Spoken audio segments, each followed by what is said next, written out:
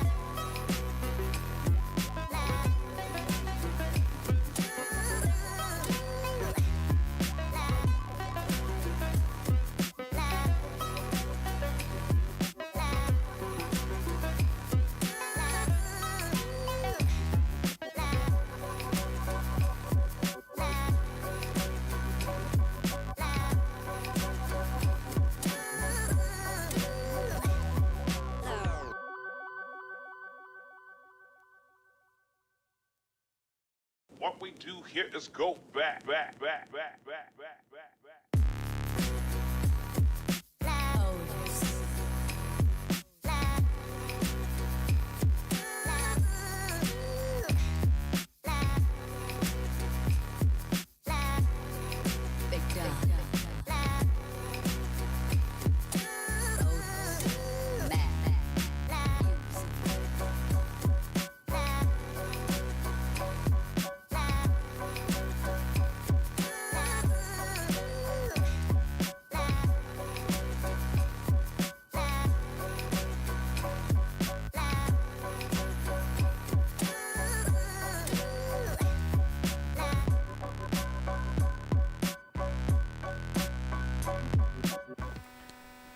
We'll see if it works. You never know. It might do. 1 2 1 2 testing 1 2 1 2.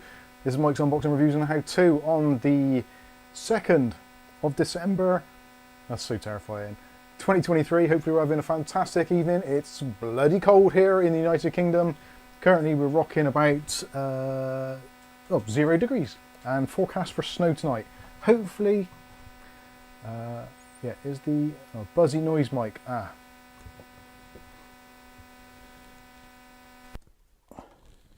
Is that better? I was wondering if I could charge my receiver at the same time. Let me know if that's better. Background. I hear the buzz too. Okay, see if it's gone. Is it gone now? All good? No more bees. Right, so clearly the Boya microphone set cannot be charged and used at the same time. There you go. That is a useful top tip to all of you out there that are considering doing the same thing. Bit better, still some fuzz in the background. Gone, no more bees. All right, okay, awesome, it's working. Excellent. Cool, thank you. Excellent, that buzz is gone. Right. 14 degrees Celsius in Ohio. That is positively tropical. It's bloody freezing here. First off, happy birthday Eve to William Bodie. Happy birthday Eve to William Bodie, who is going to be older tomorrow. I'm not going to say exactly how much because I'm actually not entirely sure myself. So happy birthday for tomorrow. Let's make sure that all the cameras are working. So this is the main camera. This should be the overhead camera. Wild Bill says no picture. No picture? Should be a picture. You might need to refresh your browser. Clean and clear here, says truck fan. Awesome stuff, there we go. No unfriendly, what's it called? And let's see if the desktop stream also works. There we go. Yeah, you can see what's on my screen. Praise baby G-Bus. So yeah, it's very cold. Very cold indeed, actually. It's not good. 10 days till Dutch Jan's birthday. Good stuff. Good stuff. Ricardo says he likes the Aorus Mobo. Oh, that one there. Jason Woods, Swindon. Jason Woods, -2 here in Swindon, just down the road from you.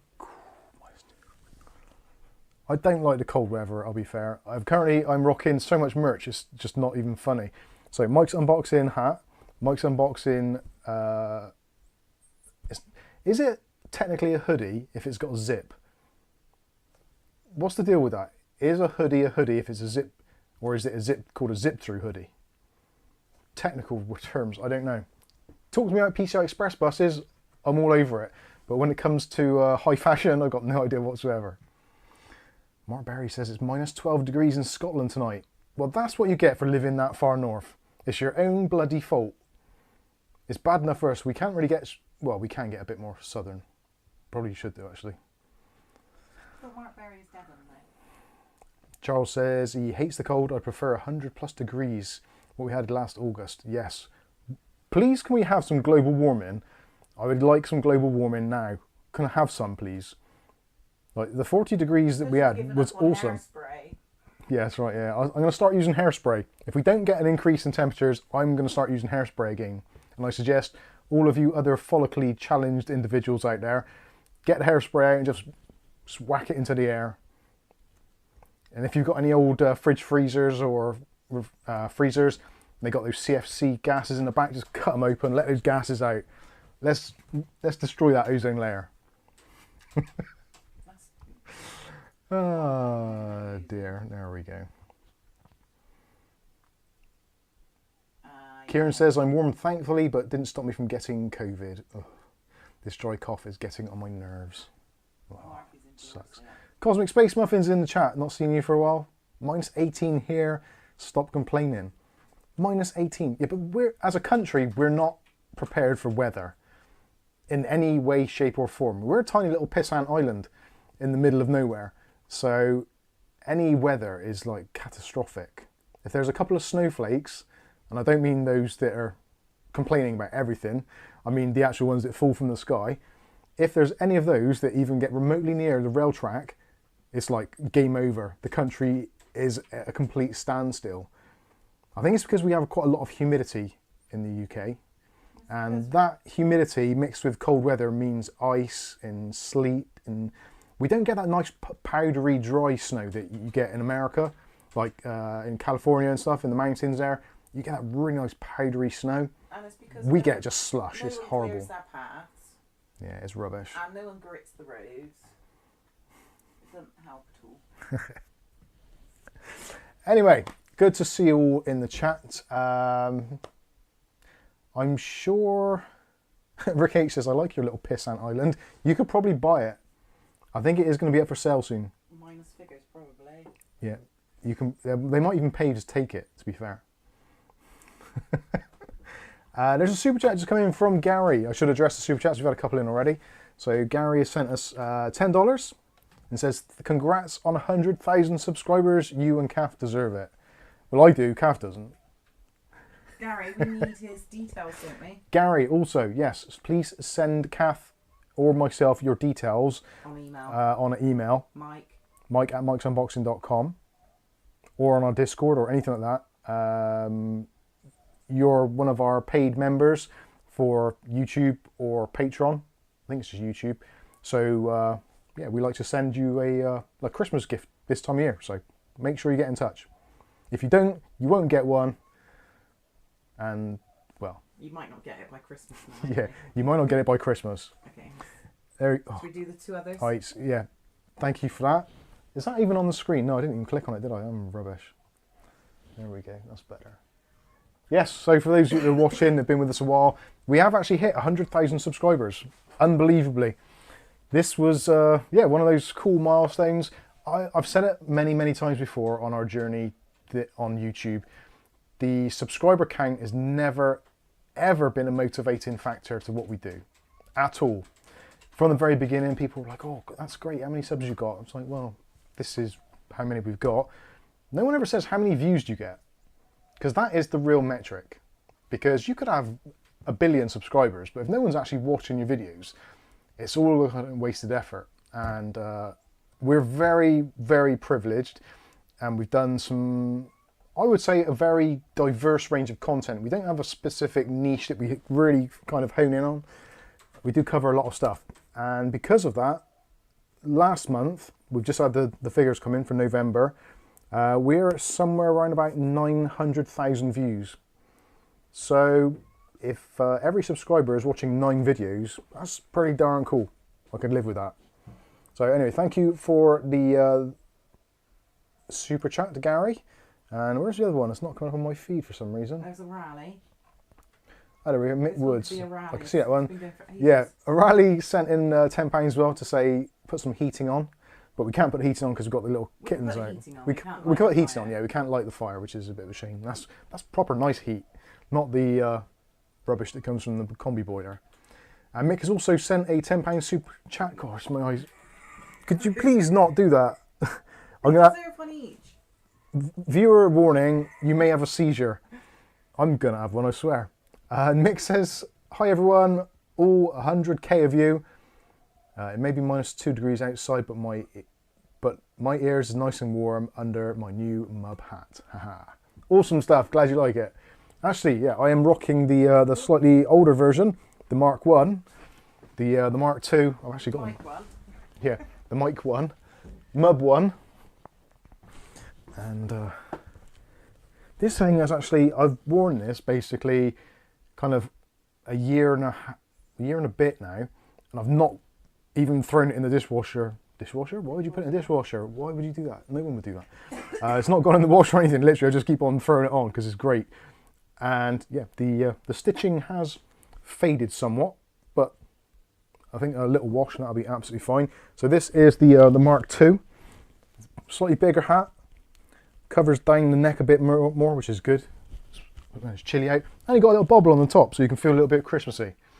Or people can run along and try and grab it and steal your expensive Mub merchandise. So there you are. Make sure you get your, get your Mub merch if you can, if you want. Honestly, don't care. We give lots of it away, so it's not the end of the world if you don't.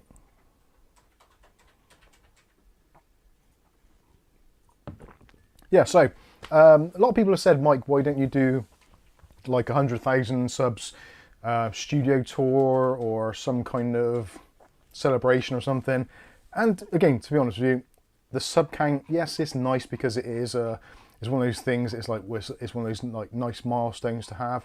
And I'm not being a dick about it. Well, I probably am. But yeah, it's not. The sub count hasn't ever been a thing. Recently, obviously, the build up to 100k has been quite exciting because it is one of those things that when we started out, there was a lot of people that said to me and Kath, like, what are you doing? You're idiots. You'll never make it on YouTube. There's no point. Give it up right now. And we just carried on. Can I just do a quick studio tour of the babies? As long as there's nothing of anything like which is going to be seen on camera. I don't think so. Is that right? Let me turn that off then. I'll go to the overhead. Okay. Don't kill anything. Kath's going to kill something now. Right, ready? Yeah. There we go.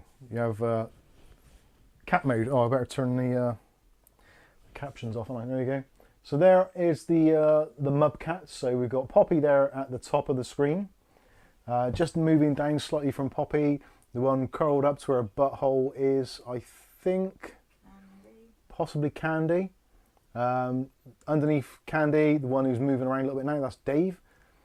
And underneath Dave is, I think that's Otis, who's sleeping. He's led up against Flame, and Flame is the banana for scale. So he's our big boy, and he is actually Maisie's son. Maisie, yeah. Maisie is our eldest cat currently. Oh, she's moving. Tell you what, quick. Yeah, you could tell me when you're doing that. Let's put it back. You lined up yet? I think that'll do. Okay. Sorry. There we go. Right, back to the normal camera. Thinks he's the baddie. So there you go. There's some bloopers there. William says, my mum did steal my new beanie, but I still have the first one. To be honest with you, actually, I think the first one I prefer in some instances.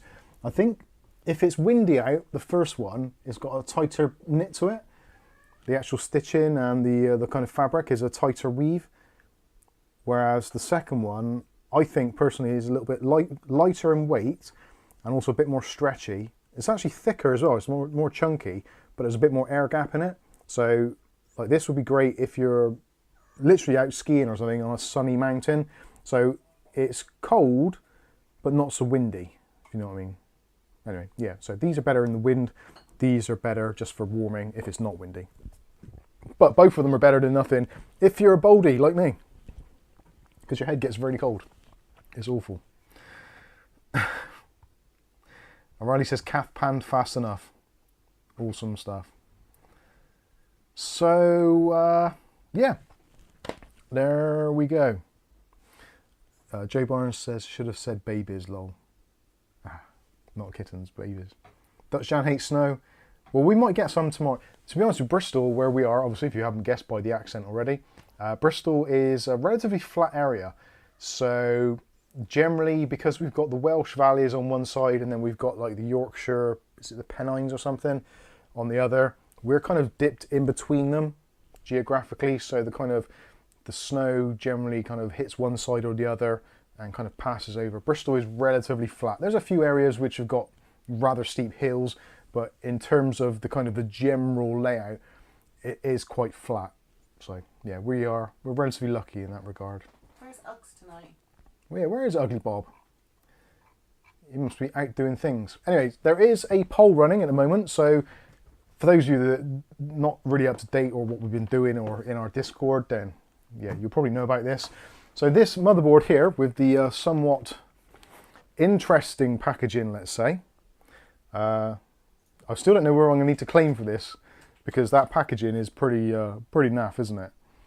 It's clearly taken a little bit of a knock, as you can see. So the packaging is dented. But this is basically the first time we're going to be looking at this, so we'll see what's going on. But anyway, the story behind this board is, well, there's been a couple of motherboards that we've picked up recently which have been on eBay, which have been like factory returns or untested boards, which are sold as being faulty. Or the one we had previously was the MSI B650 M.P, which was sold as being new, opened. Yeah, unused but opened. The one that had the bent pins. So clearly it had been used at some point or other. And there were some telltale signs. There was some thermal paste around the socket, that kind of stuff. That is actually okay, that board. I've actually built a system in it, which currently is in the other room.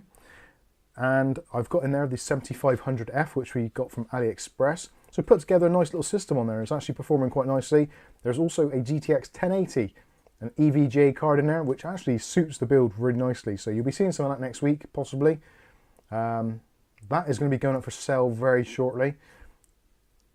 Well, I added up the parts individually. It's about £670. I'm just looking over at my notes there, which I can actually see for once. That's incredible. Yeah, it's about £670 worth if you split it down into parts. I think it owes me, well, if I can make back about £550 on it, I won't have lost much other than time and money. Time and effort, rather. And hair. And hair. Yeah, pulling out hair. There was some hair pulling, to be fair. The AM5 socket, I hate the AM5 socket, I really do. It just disgusts me how piss poor the design is, and I found this week in testing, there's been so many things which are potentially problems for AM5. Things like memory timing, the memory setup, like turning on XMP normally is a thing you just do and it works. But AM5 does seem to be rather hit and miss, more miss than hit, unfortunately. And it seems to be hitting MSI motherboards more so than others, at least from my initial testing. I've had 3 MSI motherboards so far.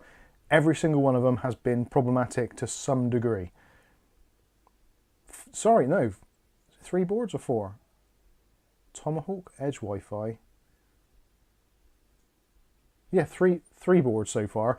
Each one of them has had issues. So I think the MSI are using either a really weird type of socket, or they're not using the same sockets as other manufacturers. Now the problem that I'm finding specifically is using any CPU cooler which relies on tension in the socket, which is basically most of them, is if you tighten up the cooler too much, or to the point where you hit the stop, like the firm stop at the end, which is what you normally do.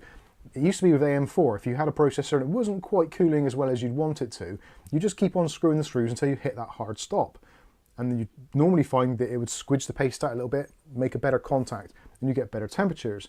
But with AM5 you can't do that. Because those pins are so delicate, any additional pressure on that CPU basically bends the pins to the point of failure, or partial failure, which is super annoying.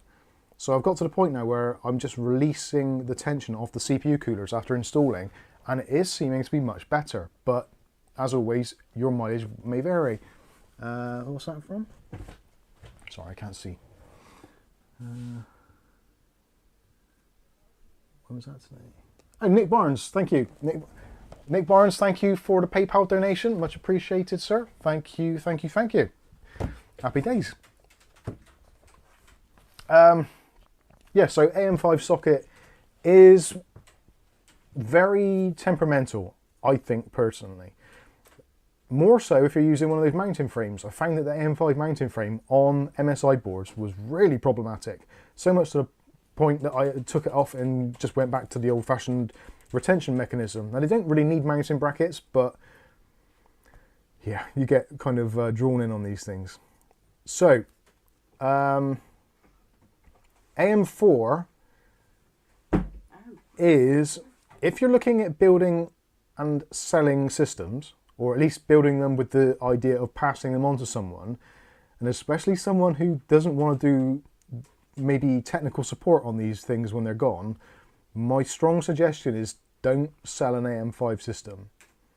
Because even just the fact of transporting it, I've actually had it where I took the PC from the front room, picked it up off the desk, walked through the corridor into this room, put it up on this unit here, and it would not boot.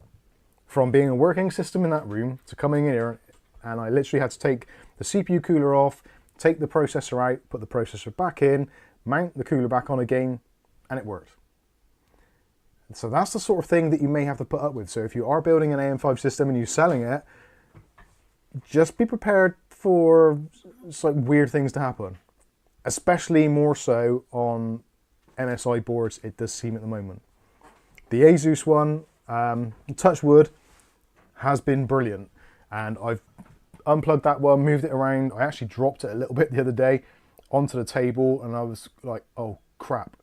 I was thinking, because it's got a big heat sink on there, maybe it's caused a bit of wiggle, but no, plugged it back in, absolutely fine. So at the moment, if you're looking for AM5, I would probably steer towards ASRock, possibly, or ASUS.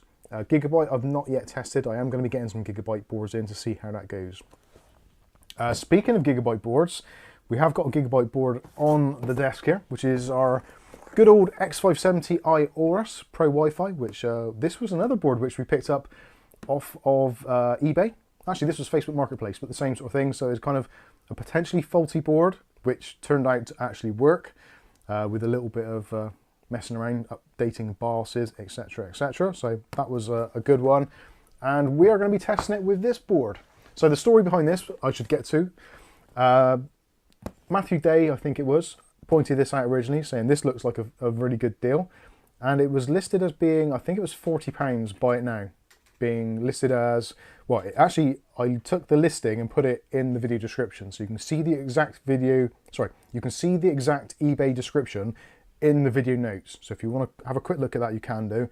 Essentially, it was sold as, now I don't want to misquote myself here, but I'm pretty sure it was sold as being faulty, exclamation marks around it, untested. So they didn't specifically say what the problem was, or indeed if there was a problem, just the fact that you should buy it with the view of it being spares or repairs, and they're classing it as faulty because they have not tested it. Or at least that's what they're saying. They may well have tested it, worked out it's bad or whatever and just trying to do something like that. There's a lot of people on the market, especially Facebook Marketplace and eBay, who will get broken parts, test them to the best of their ability, work out they're not good, and then just be slightly deceitful and say that it might work. It's not tested, which I think is a little bit naughty. Lots of people do it. Unfortunately, that's the world we live in. But anyway, so this was £40 as I buy it now. We went through some weird stuff last Sunday because I thought, well, I'll put an offer in for 30, see what happens. And that was declined almost immediately. And then I thought, well, I'll try 35. We'll go for 35, see what happens. So I didn't hear anything back at all. And Matthew Day, bless his heart, who's probably in the chat right now, said, if you want to do the board, like if you want to get this board and test it, see what it's like I'll send you some Amazon gift card vouchers over to the value, and then like if it works, great, and then like if it works, I'll send it back to Matthew, and he's got himself a working board. So job's a good one. So Matthew's taking more of a risk on this one than I have. Fortunately, we have a really good community of people that like to see this sort of stuff and like to help out. And yeah, so that is basically the backstory of it. I did find out later on in the day that the board was gone, it was sold. So I was like, oh well, never mind, that's that taken out of the equation then, so we know it's not going to happen. But then later on I got a message from eBay saying that the item is dispatched. So somehow they accepted the offer for £35, and yeah, for some reason there was some weird communication on eBay that basically said that I didn't win the auction, but it was being delivered anyway. And lo and behold, it turned up this week, albeit in a slightly dubious box. There was only wrapping on this, so it was basically just wrapped in black shrink wrap. William wanted to know the story of the box. No external packaging whatsoever. So literally shrink wrapped around the outside, a couple of layers. Well, I don't have it here actually. I don't think I've put that in the bin already. But yeah, this is basically how it came. So yes. What we're going to do is have a look at this board now, see what the deal is inside, see what's going on. So I'm going to get the overhead camera ready, and we're going to have a look through and see what's going on. I've then got a selection of parts here, which is what I normally use for testing motherboards. So what I'm going to do first of all, because I haven't tested any of this stuff in a little while, I've got the X570i board out. So Christ, that's thirsty. To get a baseline, to make sure that everything works, I want to use this first of all. We'll get a little test rig built up, make sure this actually posts and everything works as it should do. Then what we can do is take the processor, the RAM, the graphics card, power supply, etc. We can attach it to this board, we can fire it up, and yeah, see where we're at. So that is the plan. Hopefully you like that idea. If you do, stick around. If you like the video as well, make sure to smash the like button. If this is your first time here and you're thinking, what is this Baldy Bristolian on about? Click on the subscribe button and the chime icon, and then you'll be notified of future videos where you can see exactly what we do. And it's basically kind of this, but in a slightly more condensed format. And yeah, there we are. So if you've got any burning questions, stick them in the chat now. We'll try and get through to some of them. Wildlife Snapper asked, did you pay for it?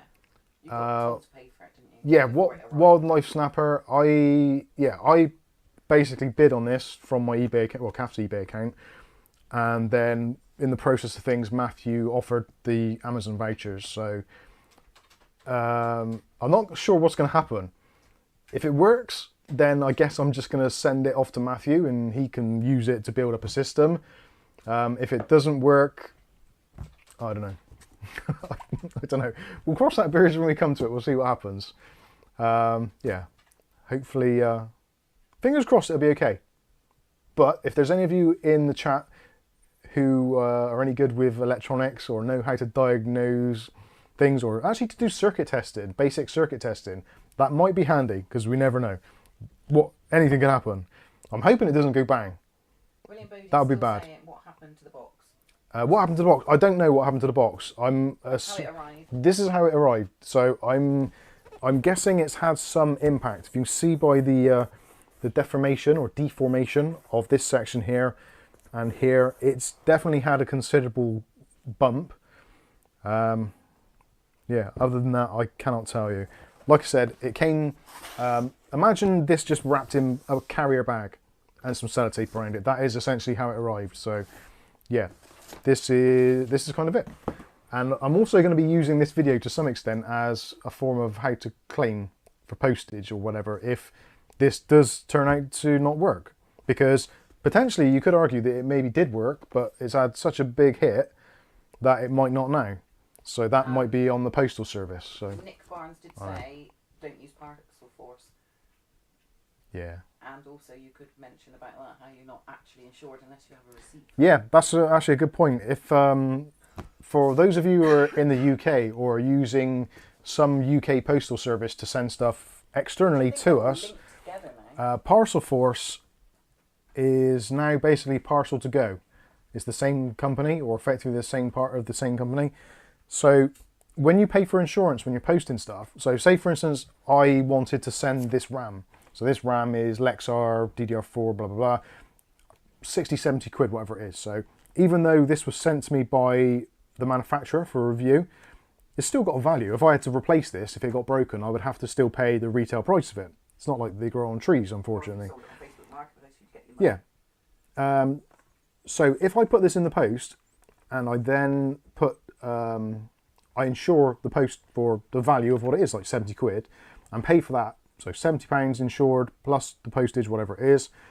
If for some reason this doesn't arrive at the other end or it becomes damaged, the insurance will only be covered if you have an official, proper VAT receipt for the entire value of the item, which is a little bit concerning. Parcel farce. Because a lot of the stuff we get sent for review for free. We then sell on, dispose of, whatever. Some people are charged postage, some a little bit extra to cover it, or half price, or whatever it is, just to make sure that everyone's getting something. So yeah, it's an awkward thing. We actually had this with Senrab, Nick Barnes, that we sent a case out which was worth £130, and basically Parcel Force lost it and yeah, would not cover the value of the case. So Nick lost out on a case. We didn't lose out entirely because we could still claim. They have this like slush fund of like amount of money they can just give you, is like say, well, we're really sorry, here's your postage money back, oh, and here's a few quid as well to keep you happy. It is about almost a third of the value of the case, so it's not great. For the time and effort and the hassle, it was a real shitter. Anyway, Michael T, thank you for your super chat of 20 Australian dollars, much appreciated. Says, busy day here for me, just a quick hello and wishing everyone a great weekend. Thank you, Michael T, much appreciated as always. Despite what it says in the toilets, I think you're a lovely, lovely man. It doesn't say that. Fractured Life says I got one of these a few weeks ago for £52. BIOS update, Bob's your uncle. Even OC to 3300X to 4.65. Cinebench stable for the crack. Memory ran same speeds as B550 Gaming. Good board for gaming. Awesome stuff. Thank you very much. Right, let's clear it out. So that's where we're at. Let's get this little test bench built up. Actually, no, first of all, let's take a look at the motherboard. I said we're going to do that, so let's do that. So I'm going to put you on the overhead camera so you can see what's going on here. Hopefully that is somewhat in focus. Does appear to be. Maybe, oh, I'll zoom in. Is that enough? Do I need to zoom in to this too much, or are we good? Let me know in the comments.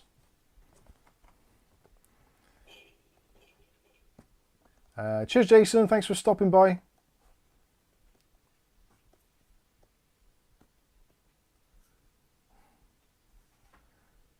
What's going on? Looks good. It's good for now. Okay, right, let's go with it. So one of the things we can take away from this, so from the serial number and the part number, and also the, where is it? There is a number on here. You can work out which BIOS revision it's on. But actually, no, it isn't on this particular sticker, which is unfortunate. So I'm not too sure what BIOS we're on here. Anyway, let's have a look. Oh, wow. Okay. So we have some bubble wrap. We have some M.2 mounting equipment. That's always useful. We have some TUF PCH fan decals.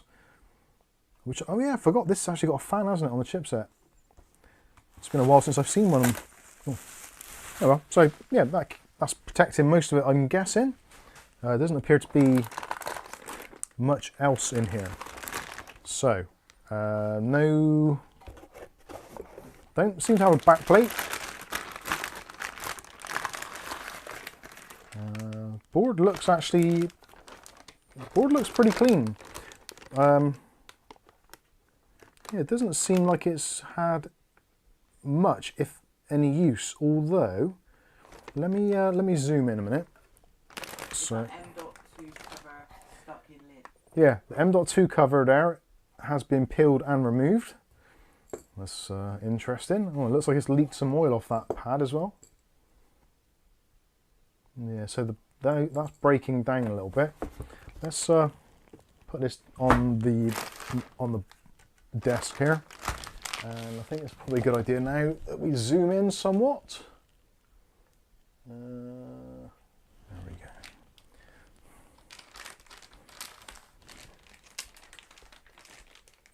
Yeah, I think that'll do. That'll do nicely. So there you go. You can see the board. There doesn't appear to be any obvious damage that I can see here. What have we got? So RAM slots. Yep, all the catches are there. The RGB pins all look to be intact. So there's no bent pins. CPU cooler. Yep, that's all attached well. This doesn't look like it's actually been used, I don't think. Doesn't appear to be any obvious traces. Oh, actually, there's a little bit of dust. No, actually, it's not dust. No, it's just where the plastics deform slightly. Now, normally there's a plastic cover, I think, on the cooling fan area there. And I think there's possibly one on here as well. But that doesn't appear to be included. I am seeing, though, let me grab my head torch. Actually, thank you very much to Rick H for sending the head torch, which I've charged and is working. So we've got ourselves a little head torch here. Strap that to my bonce and have some light on the subject. Then you can see what you're doing, you go to the toilet. Yeah, I can see where my didgeridoo is. Right, let's bend that down a bit. So there's a little bit of a scratch on that I'm noticing, on the actual sound circuitry there. Just having a look around. There looks like there's some thermal paste actually inside the socket there. I don't know how well that is going to actually show up. But yeah, there seems to be some thermal paste in the socket there. And on the side, yeah, it seems to be, there's a few traces of thermal paste actually around the socket. Oh, actually, there's definitely some on the arm. There does appear to be some discoloration around the socket as well, which isn't entirely indicative of anything other than a manufacturing process or potentially that it's been exposed to heat, and quite often the plastics will deteriorate at different rates. So yeah, it doesn't seem to be anything obvious here. Mostly we're going to be looking for things like broken traces. Screw missing from the CPU bracket. Ah, well spotted. Well, Bill, dooby-doo. Yeah, screw missing from the CPU socket there. Well spotted, Bill. Just see if there's anything else. If any of you notice anything which stands out as being damaged or incorrect, I know it's going to be hard for a lot of you to see this, especially with my head right in the way. Actually, I can't see what. And also, there you just read Jello's stuff on there. Jello. It starts off, hi Mike, I have Rodecaster Pro 2. Alright. Since I bought the Rode, strange things have been happening on my PC, and that is that I already had to replace 2 motherboards because they no longer turned on. I read it that there is a problem with the power, and now I don't know what to do. Anyone have any ideas? Not sure on that. I would have to look at that. And now hopefully it has been solved to insert a USB-C between the PC and the Rodecaster Pro 2. I'm not really up to date on the Rodecaster, I'm afraid, sorry. But if anyone else has any comments in the chat, please feel free to do so. And actually, while I think of it, we've got a new member in our Discord who I've completely forgotten their name already. But they're looking for a first or second generation Ryzen processor to test out a B450 Tomahawk. And I'm pretty sure they're based in the Phoenix, Arizona area. So if there's any of you that yeah, any of you in that particular area that might be able to help out, either drop by the Discord or I will find... Eh? Oh yeah, where's the Discord button? Where's Discord? There we go. The link for our Discord is going to be in the chat any second now. There we go. So if you want to join our Discord, you're more than welcome to. So yeah, I'm not entirely sure about this board. Use a toothbrush on the PCI slot to clean... Oh yeah, there we go. Andrew Coody. There we go. Andrew Coody. So Andrew Coody is based in Phoenix, Arizona, I believe, if I'm right. And yeah, is in need of a first or second generation Ryzen processor to test an old B450 board, which has been tucked away in storage for quite a long time and needs a little bit of resurrection. So, do I start on this cleaning of this yet or not? I don't know. Is that USB 3 port bent? Might be the light. USB 3 port. And Megagoot says use a toothbrush on the PCIe slot to clean the thermal paste. I think the PC, I think that looks okay. Doesn't appear to be any bent pins in there that I can see. That all looks okay. No missing or bent pins in there. SATA wise, I think we're all good. Good job with this. The board actually has diagnostic LEDs, which is always a useful thing to have. And if I give you that angle there, if you can see, I'm not too sure how well you can see that. Yes. If I look at the board at the same time, it's actually not too bad. So yeah, it doesn't appear to be any obvious signs of... Oh, actually, I have noticed two things which are wrong or missing. The PCI Express slots, both of them are missing the retention clasp. I think somebody put that in. Oh, someone did put it in, did they? Thank you. Test bencher might remove clips or an idiot. Ah. I'm assuming that's what you're talking. Yeah. Ooh, there's a little bit of damage. I'm not sure if that's going to pick up on the camera at all, but there is a bit of a scuff there, which looks like it's in line with the PCI Express slot. So they've chipped off a little bit of the board. There's definitely an indentation just there. Viali said that 10 minutes ago. Well done, Viali. And David Hill says, do you have an AMD with a G CPU good enough to test and don't need a GPU in the PCIe slots? I don't, I'm afraid, no. I haven't actually got any G series processors here at all, which is a shame actually. I could have done with the 5600G or something along those lines. I do need to pick up one of those actually when they're on offer next. I think there's somebody on our Discord who was going to try and get rid of one, but that hasn't materialized as of yet, so still waiting on that. So in terms of the actual CPU socket, I'm thinking everything in there actually looks okay, although it's really hard to tell. Matthew Day's getting less and less food. Well, don't give up hope, you never know.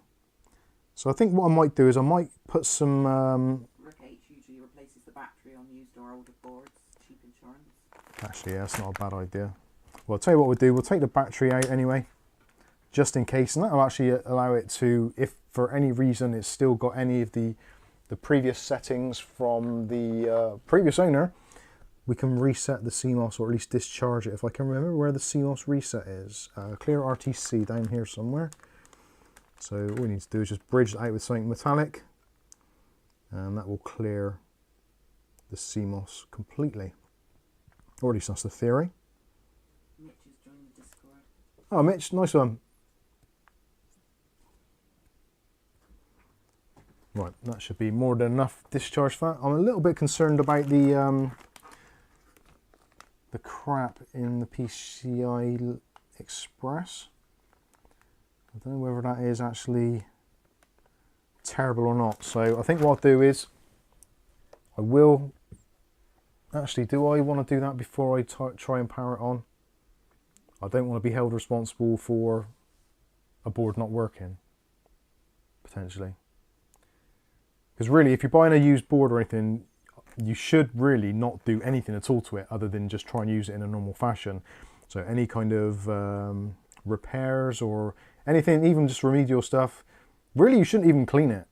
You should just try it, see if it works, and then if it doesn't, then you can go through and do all those other kinds of things. So I think for now, I think the board looks pretty clean and clear and tidy, other than those few little things that we've noticed. There's nothing obvious, like there's no, actually let's have a look at the back. There doesn't appear to be any obvious signs of damage. Again, if you couldn't see anything, if you've got this blown up on a big screen somewhere and your eyes are better than mine, which is probably not going to be that hard.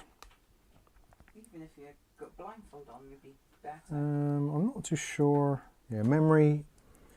The solder on the memory looks okay. There doesn't appear to be anything on there. Give it a spray with alcohol thing. Maybe, yeah, that's not a bad idea. LEDs. First PCIe looks like it is missing the M part to unlock the GPU. It is, yeah. Whoever said that, yeah. William. William. Both of them are actually, unfortunately. It's not going to be. It's not going to be one of those things which is going to stop it from working. The actual retention clasp. It's more of a thing for securing it in, but in general use, it's going to be absolutely fine. And also, you could, if you wanted to, use a PCI Express extension cable for vertical mounting, if you were concerned about that. Or you can actually just get those replacements. So I think I am going to try and clean that socket up a little bit, at least to give it a little bit of a try. Where is my IPA spray? What is it? I can't see, sorry. Xenomorph. Alright, ask the guy if he updated the BIOS, as sometimes when you do, it will only work on a separate graphics card installed and the cable coming out from the card. I got you. As if you do not, it will not work. Well, I will be trying to, I will be putting a graphics card in this regardless, because I haven't got a G series processor. I may get to the point where I get a G series processor for this sort of stuff, but these sorts of things have been quite rare at the moment. So I'm just going to agitate that and try and remove any crap that might be on there. I don't think it would be necessarily a problem. Experimental builds says, what are symptoms? Well, at the moment there's no actual symptoms. We haven't got that far. So this is literally, we've taken it out of the box. It arrived in a particularly damaged box. So I can probably show you. So the box was rather deformed. It was sold as being faulty, but untested. So, you know, when you get those people who buy maybe a pallet of returned items from Amazon, that sort of stuff, and then they sell them on with the hope of making a few quid, or at least breaking even, and a few things working and a few things not, I guess. I don't really know the entire story here, so that is all I know. I've not asked them anything else. They get some IPA in there as well. And doesn't like have the other motherboard from ASUS, I think. You can use parts from that. No, the other board is currently at Welly Bob's. I sold it to Welly Bob.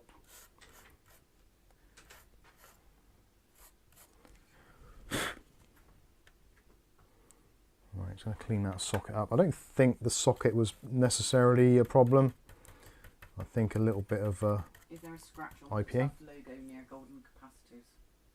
Yes, there is. Yeah, down here. I'd noticed that. Yeah, there is a scuff there. Normally that is like a bronzy coloured, and they just put black over the top. So that has scratched off, and in fact, if I, yeah, it marks relatively easily. That's just a coating on there, so it isn't too much of a problem. Right. I'm going to put it down to you guys. What would you rather I do? Put the parts straight in here and test this, or should we build up the actual proper test system to begin with and see what happens? Let me know what you think. Whilst you're thinking about what we should do next, there is a link in the chat for premiumcdkeys.com/Mike's Unboxing if you're looking for Windows keys and you want to save an absolute fortune, and they're considerably cheaper than Britex. Sorry, Brian. £5, less than. They're very cheap, less than £5 for a Windows 10 or 11 key. Very good. There's a super chat from a good friend of the channel. Let's go back to the main camera. from Dave Aiken. Oh, sorry, am I blinding you with this light? I do apologise. There we go. Let's turn it off. Thank you, David Aiken. Yeah, thank you, Rick H, for the thing, and thank you, Dave Aiken, for the super chat. It's much appreciated. Dave says, happy 100k Mike and Kath. Bring on 500. God, 500. I wouldn't know what to do with 500,000 subscribers. It's very it's quite humbling, actually. Like I said, the whole subscriber key, the number, the metric doesn't make a great deal of difference. It's the views which are the important one, and the views we get a decent amount of views, so I'm pretty happy with all that. Wendy Bob says, build it straight away, Mike. Good board when working. I love the one I had from you. Thank you, Welly Bob. Build on the motherboard to test output to monitor. Test the board. Test before build, says Blazing Hardware. We're not going to be building it as such. What I was going to do is I was going to test on my motherboard here to make sure that all the parts work before doing this, because I haven't done an AM4 build in quite a while. And actually some of that is still...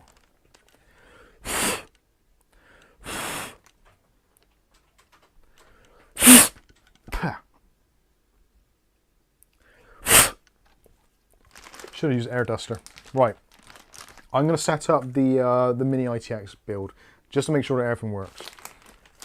Actually, because this is still a little bit damp, and I don't want to be accused of short circuiting it.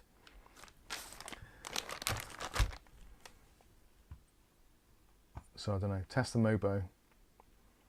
Joe G says, just got here. Congrats on the 100k subscribers. Thank you, Joe. Much appreciated. Zeno says, yeah, hi, sorry. Happy 100k, Mike and Mrs. Thank you. Matthew Day says, power it with nothing in it, just to make sure it doesn't go bang. Okay. William Bodie says, did you do a BIOS update on this motherboard? No, unfortunately, that is one of the limitations of the original X570 boards. Not many of them come with a BIOS flashback button, and this one is no exception, which is a real shame.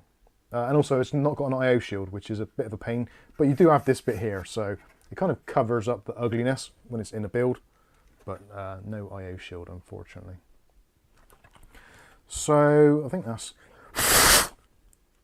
It looks like it's dry. Right. I'm going to let this dry off. Let's get the power supply and we will test it first of all, just to see if there's any signs of life. I do know on those ASUS boards, as long as the BIOS has not been changed, you should get, I think there's some LEDs on the side which light up even if there's nothing on it at all. So you can at least check that there is power getting to it at the very least, which if there's power getting to it, then in theory we should be good. So let's grab our power supply. I'm going to go with the Thermaltake Tough Power SFX 850 watt. This is a ATX 3.0 power supply. Not that it makes a difference in this instance, but if you are looking for power supplies, they're pretty cheap at the moment. Matthew Day thought it had an integrated shield. I can't read the other word. No, it looks like it. It looks like it has an integrated shield because of the way that it covers it. So we want a CPU. It is missing the I/O shield, yes. No. IPA is non-conductive, so you're good to go. Is it not conductive? I would have thought IPA being alcohol-based would be conductive, but I don't know. Have you had any experience with my question? Maybe join Discord? Yeah, join if Jello. I haven't had any experience, but if you join our Discord, I will try and get over to, or one of our others in the chat will. If you haven't got a link for our Discord, just putting it in the chat for you now. So you can head on in there, post your technical support questions into the technical support rooms. There's 2 technical support rooms for general tech. There's also a build advice room as well. So if you're looking for build advice on putting together a PC, there's a room for that. There's one for BIOS updates as well, which is that gets used quite a lot. For your particular thing, I would say I don't know, maybe just one of the tech support rooms. But yeah, post your comment, post your question in there, and we'll do our best to try and help you out, see what we can do. So, right, I need something to put this on. I think, is it? I'm looking to see if it's bent at all, but there's something rattling in it. What is that? Did you end up buying one of those cheap AM5 boards? Which cheap AM5 board was that? It's Kieran, so. Oh, Kieran. Did you Did you end up buying one of those cheap AM? I'm not sure which board that was, Kieran. Was it the if it was the MSI B650 M-P? I already had one. Rally.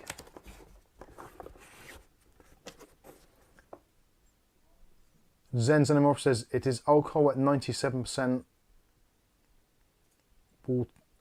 Water is only a tiny amount. All right. So is alcohol not conductive then? I did not know that. I thought that alcohol was actually conductive. I know it's flammable. Do you make people members if they need to post pictures? Yeah, if you need to post pictures in our Discord, you'll need one of our moderators or myself or Kath to give you the members role, which will allow you to do that. We do that because quite often you get people, especially like spam bots, who just join up and start trying to post all kinds of nonsense and pictures, which we don't want that. So, anyway. Kieran says it was the Aorus Elite B650 one. I don't remember seeing that one. Because I do need an Aorus Elite B650 board. That is something which is definitely on my radar, because I've not tried a Gigabyte AM5 board yet, which I think I should. So I've done ASRock, I've done MSI to death, I've done ASUS now, so it would be nice to have something from the Gigabyte side of the fence. Why, if it was cheap, why did I not buy one? Unless it wasn't cheap enough. Because I'm tight. Right, so we've got the motherboard, etc. Just got a power supply here. So in theory, what mode are we in? Let's turn that off, and we'll plug that in, and the screens will probably go blank somewhere. Nope. Kieran said it's the one I DM'd on Discord. It's about 130 after discount. I didn't see that. Oh, actually, did you? I must have seen that. Don't know why I didn't take advantage of that. I will have a look at that. I think your hat might have been too tight. Well, I got a red mark across my head. No, because you haven't seen Kieran's thing. Oh, right, yeah. Life Snapper, I just checked for you, and ISO alcohol itself is not conductive, but the manufacturer suggests that you wait for a minute or two to let the water evaporate. Okay, I see. Right. The ad says it's a board only, but the B550 I ordered came with everything included. Okay. Right, let's see what happens. So let's put this on the overhead, so you can see if there's going to be any smoke or anything. But we can't see you jump now. You don't want to see me jump. Where's the fun in that? Let's zoom back out a bit. Oh, and I should say as well, many thanks to Ugly Bob if you're watching this on the catch up for the chocolates, and also the shortbread. Yum yum yum. Thank you. Can't beat a shortbread. As you can see, Kath's eating them all. Oh, I haven't. That was mostly you. Oh, is that both layers? Oh, it's just a single layer. I thought it was 2 layers. They are good. They are very good. Do like a shortbread. Right, okay. So, anyway, you can see what is going on there. So, let's... 1, 2, 3, 4, 5. Oh, the monitor turned off. The monitor went off. That scared me a bit. But we've got some lighting. So there is power to the board. The power supply fan isn't spinning because it's not under enough load, because it's got the special, what's it called, low power mode there. But hopefully you can see there we do have illumination, and it's doing what it should do. So now we have some other things to ask. So we can't do a BIOS flashback on this, unfortunately, because it doesn't allow that. Or at least, I don't think it is. If anyone knows if this board actually has any kind of BIOS recovery mode that we could try, using a USB stick, maybe there is something that you can do with this. I don't think there is, if I'm completely honest. I know some Hewlett-Packard motherboards and stuff can do that, but I don't think that is the case with these particular boards. Put in the CMOS battery. I could put in the CMOS battery. We're in a weird accent there. And Kieran asked, did you test Hello, that son. cooler that Bob sent you? I haven't yet, no. Not yet. Right, I think actually the first thing I'm going to try now is, can we power the board up when it's in this like this without a processor or anything? And will the fan spin as if it's trying to boot up? Somebody said there should be a BIOS flashback on the board. No, the X570s don't have the BIOS flashback for USB. 100%. Put the CMOS battery in and a CPU 4000, 5000 series. Well, 4000 and 5000 series is probably a bad idea because we don't know how old this board is. And actually, that's something we need to look at. So on this motherboard here, oh Christ, I'm never going to be able to see that. Where's my magnifying I glass? can see it. Do you want? I'm not moving it, and you're not going to get your face on camera. So, if anybody's got the website open for this, and actually maybe you can see it better than I can. No, that's never going to focus. The BIOS installed version of this from the factory is 1407. So if you ever get one of these boards from ASUS and you're not too sure what BIOS is installed from the factory, actually someone told me this on a stream recently. 1407 is based the last number on the serial number. So you've got the serial number and then the BIOS revision. So this is on BIOS revision 1407. So I'm not too sure what... David Aiken said this is an older launch model, X570, could be very old. Yes, it is. This is one of the first X570s. Well, I think this was the first X570 on the market. The non-Wi-Fi version as well. So yeah, if someone won't mind doing that and actually going on to the ASUS website, make sure you look up for the Gaming Plus X570, not the Wi-Fi version, because that'll be a different model number. Lucky Man says BIOS can be installed from a flash drive in the BIOS. Okay. Skystalker says we have 170 people watching. Is that a new record? It's very close. It's very close. I think we got over 200 at one point during COVID, but then nobody was doing anything. Farnon says, oh hey, it was me who told you. Thank you for that. Appreciate it. So, O'Reilly and Dave Aitken and some others there saying the BIOS revision is from 2020, April. So that is going to be old. Experimental Build says, Mike, I sent you the guide I found on the internet from Discord. What was that for, sorry? I think it might be for BIOS update. Oh, for explaining how to do it, okay. Have you sent it on Discord? Or have you sent it on email? Right, so we know it's got an older BIOS, so essentially we're going to need to use a 3000 series processor on this or older, because in 2020 the 5000 series was 2021, I think. Sadly no 5000 support. Experimental Bill says it's Shin on Discord. Okay, I will have a look. Oh, actually, I'll turn my computer off. Can you send that guide to Mrs. Mike's Unboxing on Discord, please? And I'll get Kath to have a quick scan through it. I can't read things like that. Right, so let's just go with the flow, and we'll try this now. So we've got here a Ryzen 9 3900X. This is actually the only 3000 series processor I've currently got here. I did have a 3600 for testing, but unfortunately that has gone and is no longer with us. So, did anyone else see the lights flicker then? I know. I saw the lights flicker when I put the CPU in. Poppy saw. Poppy saw it. Did anyone else see that? Turn off power. Yeah, that's a good idea. Well done. Right, you have to let the power drain out of the capacitors and stuff. Actually, I could. Ugly Bob's here. Says, sorry, I'm late.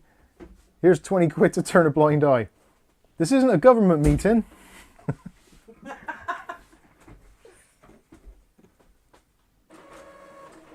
Right, there's a CMOS. Hey, what's going on here? Was it a super chat? Oh yeah. I ain't got that far. I'm trying to. Right, something's making weird noises when I do that. So let me print. Right, I'm going to unplug the power supply completely, I think. Right, There you go. we should be done now. Right, we have got some information here. Thank you, Ugly Bob. Warning, BIOS recovery mode. So, download all the BIOS versions from the scratch. Copy the first two BIOS into M.2 USB, and the second one, blah, blah, blah.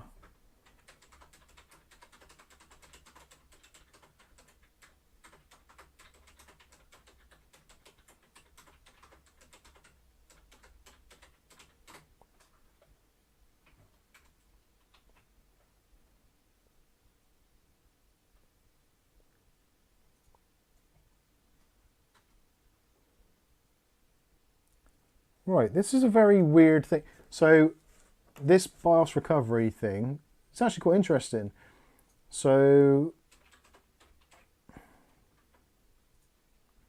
right. So this is if you have a BIOS which actually comes up on screen and there is an error message on the screen saying, warning, BIOS recovery mode has been detected. Please put the file. So that means you actually have to see the BIOS screen. So yeah, okay. Thank you for that. That might be useful. We'll see. Right, let's stick the processor in. Stick that in the socket. Lower the arm. That Apple Watch and its Wi-Fi is making your eyes flicker. Yeah, it might be. Let's stick some RAM in here. And you never know. We might get a working system out of this. That'll be pretty good. Especially considering how cheap it was. Remove the battery, but you have already done that. Oh yeah, I've done the battery thing. Let's go back to the main camera. So we've got our RAM. I was just thinking to myself, have I not opened this before? But I must have done because I've reviewed it. So we'll try our Lexar RAM. Let's just go wild and we'll try 2 sticks because it's always good to test, make sure that both channels work when you're testing your RAM. Actually, this I should say as well, Lexar have been fantastic and they've sent us some more RAM to review, DDR5 stuff this time. Thank you, Stuart Cleary, for the PayPal donation, much appreciated. That is, oh, of course, it's translated, isn't it? Yeah, 2464. Thank you very much. Hey, Poppy. Happy days. So, yeah, yeah, Lexar. They do some really good stuff, actually. I've not really heard of them. Well, I have heard of them before because when we were very early on into computing, we bought a Kodak digital camera back in the day. This would have been probably 2000, maybe 99, 2000. 1999 as we bought it, because George had just been born and we're like, we really want to get some pictures. He was 6 months old, he was born in January, so it would have been around about May, June, July that we bought the digital camera. So in 1999, we were early adopters of this stuff. And I'm almost 100% sure that the camera came with a Kodak branded compact flash card, and I'm sure we bought an additional Lexar one because back then you could hold maybe, I don't know, 15 to 20 images on a card if you had them at full res, so you always had to have a separate card and loads of batteries because it ran on AA batteries, which if you think about it now is like mad. Anyway, Experimental's off because it's 1 AM. okay, cheers experimental. Mantle is experimental. Those time zones, eh? Right, let's put a we'll put a CPU cooler on here. I'm going to put a little bit of, actually, do I need to put paste on? I don't need to put paste on. That's a bit pointless. So we are going to put, I'm going to put a cooler on, even though this is a Ryzen 3900. I'm just going to put this little thing on just because we're not going to be doing anything extraordinary. We just want us to make sure that it doesn't basically overheat or anything. And we're not going to be doing any Cinebench tests or anything. Now, which one of these CPU headers is for the CPU? Let's get back on that overhead camera. And so CPU fan is that one there. Sometimes systems just won't boot because they've got the, what's it called, the CPU fan not plugged in. It's slightly rare these days, but... William Bodie, question, is this BIOS okay? X570 BIOS 5. Yeah, that should be okay, but that is, well, I've got no way of flashing it yet. We've got to see if the system will actually power on, because we can't do a BIOS flashback until we have access to the BIOS. You can't do a BIOS recovery until you actually have access to the BIOS as well. So if you get to the point where there's no display, you kind of, you've hit a brick wall, unfortunately. There's still a little bit of goop in that slot there. Actually, let's use, I'll use the bottom one just in case. The bottom one will still provide a an output. It's going over your head, isn't it? Yeah, I'm not listening. And I need a cable now, so we can actually get the display onto something. Let's go with HDMI, and What are you putting in? Ryzen 9 3900X. And I'll put that into here, into our capture card. And we'll plug this into here. Where's Poppy gone? She's mooning somewhere. Okay, that is pretty much all we need. William, no, we can't. Oh, I'm mega behind, sorry. I think that is pretty much all we need to see if we can get this thing to fire up. So let's plug in the power supply and wait for the monitor to go blank again. Right, the monitor has gone blank as soon as I turn that on, which is a little bit concerning, but we've got the LED lights there, so there's power getting to it. So let's power it on. So the jumpers on here, if I remember rightly, is those two there. What's wrong, Poppy? Right, nothing there. They're all here. I'm sure that's the power on ones. So I was going to short all of them. Right, so that should be showing signs of life right there. That's not doing anything at all. So what is going on there? Third and fourth on top row? I don't know. Yeah. So 1, 2, 3, 4. No. Nothing. How strange. Because that should at least be spinning, or the fan should be spinning. So currently we've got nothing. It will not show live unless you update the BIOS. No, it will. It will power up. Because if it doesn't have a BIOS, it will still fire up. It just won't recognise the processor, but it should still fire. It should still fire up without anything connected to it, really. All the LEDs showing on the board. No. One of those. The BIOS, the diagnostic LEDs are just there.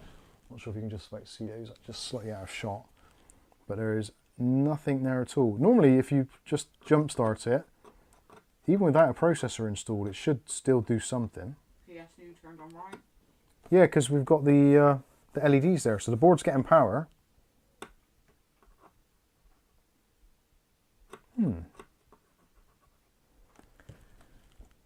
Okay, So what is going on here? Use the top PCI slot, Mike. Okay. Let's turn the power off.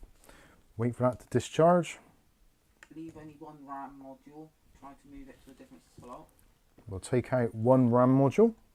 I still can see LEDs glowing. You said there wasn't any. Yeah, those are glowing, but not the diagnostic LEDs.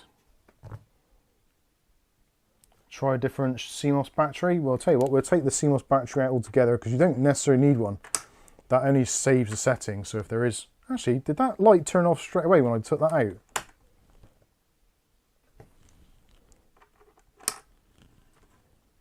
Or is it... Pins to the left, Mike. Right, so I'll put the GPU in the primary slot now. Wrong jumper. Well, there's only... These are a slightly different layout on ASUS boards, but normally the top ones are... The first pin is power LED plus, then you've got power LED minus, then you've got power switch plus, power switch minus, and then underneath that you've got hard disk drive plus, hard disk drive LED minus, then reset plus and reset minus. Try a different CMOS battery just in case. Well, I'll try it without a battery because you don't need a battery. The battery is literally for saving settings. So that's off now. William Bodie, why does the manual say this? ASUS Easy Flash 3 updates the BIOS using a USB flash drive. Because that is updated from the BIOS. But you have to be able to get into the BIOS.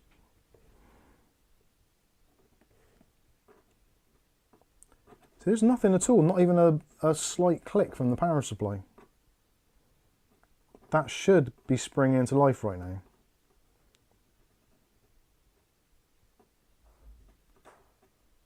I'll try another screwdriver just in case. I can't imagine there'd be... yeah, there's nothing at all going on there. Very strange. Separate power supply for the rainbow lights, possibly running at much lower wattage than the main board. That is quite possible. Some board, if don't have... what's that? If it doesn't have a right BIOS, it doesn't power out. No, that is not right, because even if you have the wrong BIOS, the board will still power up to be able to flash the BIOS, especially on boards that have USB flash BIOS flashback. Because a computer is a dumb thing. It's basically just taking voltage and going through regulators and waiting on other components to fill in parts of the link.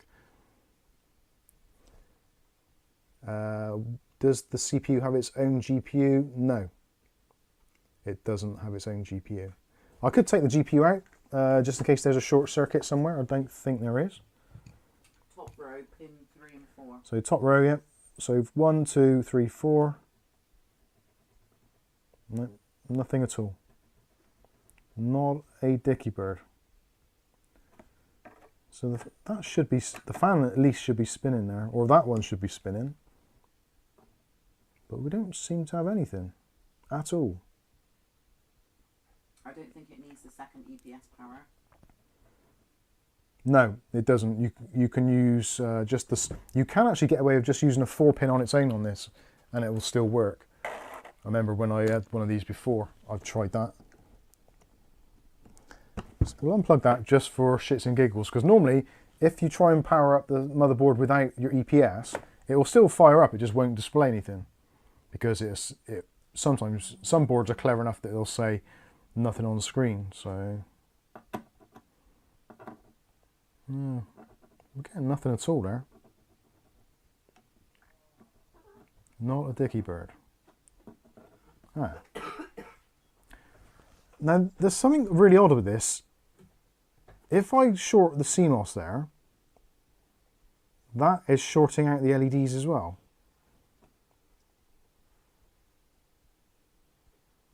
That shouldn't happen, because all you're doing is resetting the BIOS, the real-time clock effectively.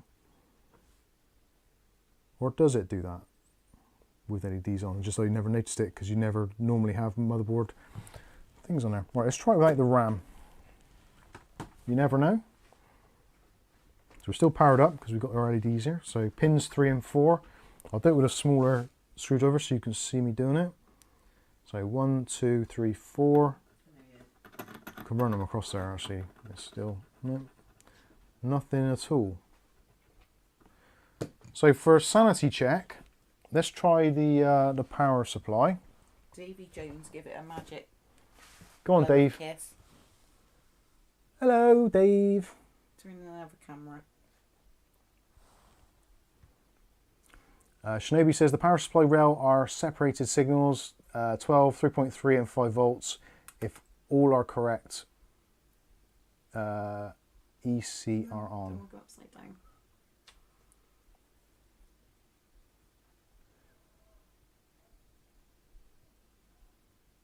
Right, Viali says, I purchased a faulty board, removed the plastic cover on the CPU socket, and the socket was damaged underneath. Welly Bob says, Mike, spray electrical contact cleaner in the CPU socket and the RAM slots. I wonder, right, I'm going to take the CPU out. No, actually, we've done that already, haven't we? Did we do that already? I think we did. I'm going to get my power supply tester and make sure the power supply is good. I'm pretty sure it is. I have used it reasonably recently. Let's go back over to the other camera briefly. The plot thickens like a very thick plotty thing. Did I turn that off? No. Right. This. I found this on the web. Well, that's very nice of you.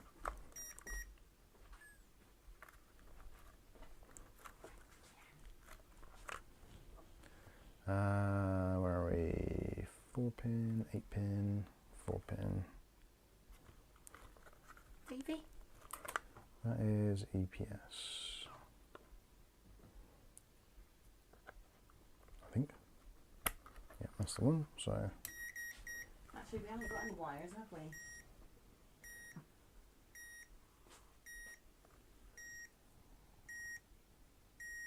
Right.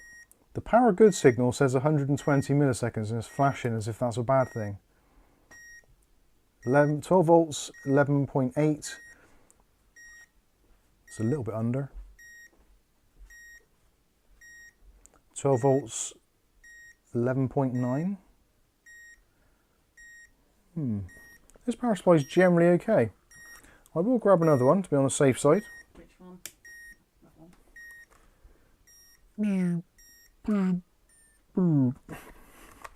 That's how I feel sometimes. A little bit deflated. Right, let's unplug this. Can I have the other one up there? Actually, it's satellite. No, don't worry. I've got one down here which I can use. I don't think it's going to be the power supply. I'd be amazed if it is. It'd be quite funny. So we'll drag out the old Game Max, Old Faithful.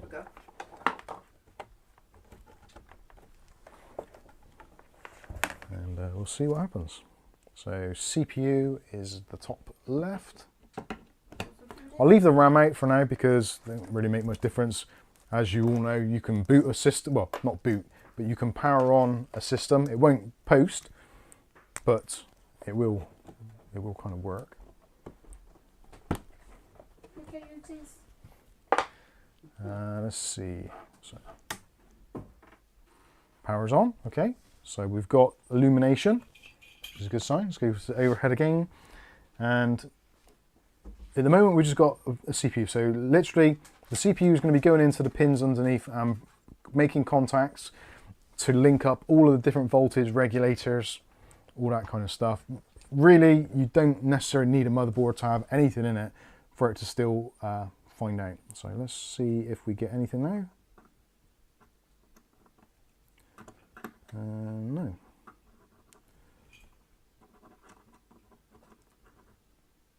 Not a dicky bird, not even a movement. Sometimes if there's something weird going on, you see the fan like judder a couple of times like that. Old Man Withers says, if in doubt, give it a whack.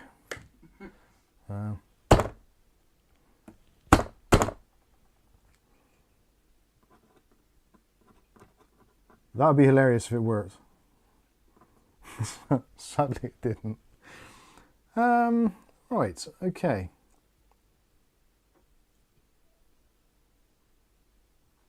Kieran, yeah it is, I think.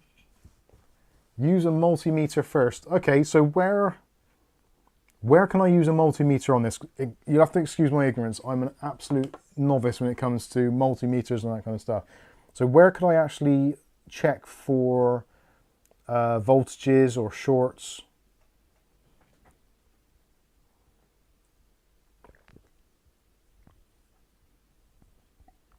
Have you tried the crash-free BIOS update? No, I don't know how to do the crash-free BIOS update. Because I think the crash-free BIOS update needs the PC to be on to get to that stage. But if it's not coming on, I can't really do it. Cav? Crying? Someone?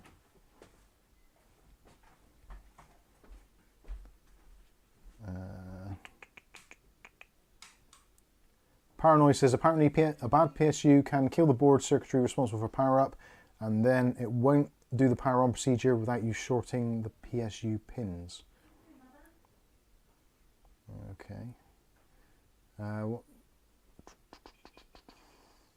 You'd have to access the rear of the 24 pin with a meter, but I do not know which pins. New battery. Well, we've already got, we've taken the battery out, so the battery is like out, not even connected, so you don't need a BIOS battery for it to turn on. But yeah, pin wise, I wonder if I could get a reading from there. But that is probably going to be... Zeno says, Mike, send it to me, I'll give you 35 quid and I will fix it. Matthew Day says, 5 volt SB active. Where is that? How do I find that? Hugh Luttrell says, back of a 24 pin used to be grey wire to have a good power good signal. Andy Archer's come in with a super chat. Thank you, Andy. Much appreciated. Says another congratulations on 100k. Looking forward to 500k. Merry Christmas to all mubs around the world. Thank you, Andy Archer. Much appreciated.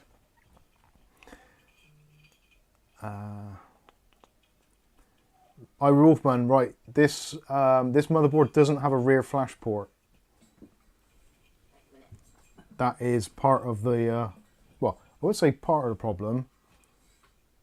Careful. Yeah, there isn't the BIOS port. If I could get into the BIOS, I could flash the BIOS, but I don't have the option. Matthew Day says the only thing driving it right. Let's turn the power supply off, and I will get a Molex powered fan and plug.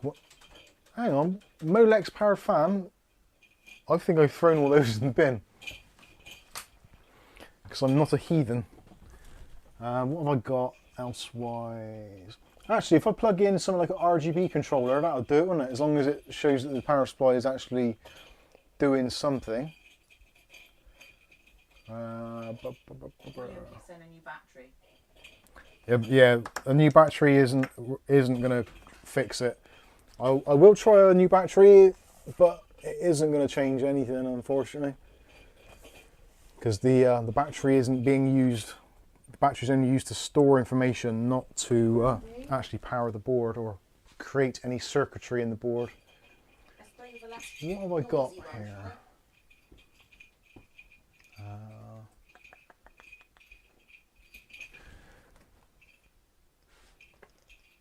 Yeah, that'll do it. I think I've got an RGB fan. Right.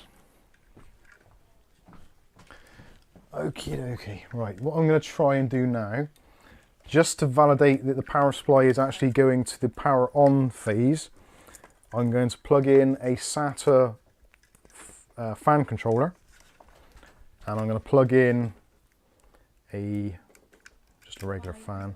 So I'm not sure if this is going to run full speed because it doesn't have a speed selector on, so I might jump.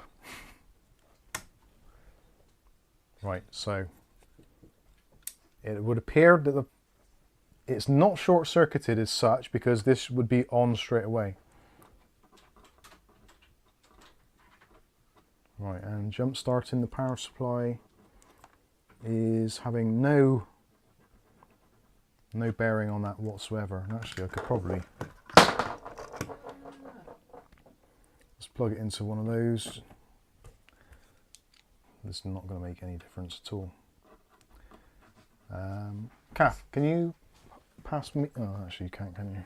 Pass you what? BIOS battery. There, I think there is one on the top there.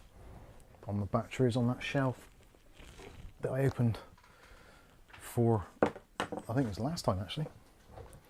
Oh, actually, I know what I could do. This thing is flat. Oh. 2025. That's not the right one, is it? No, 2023 I need. 2032. How's that? Yeah,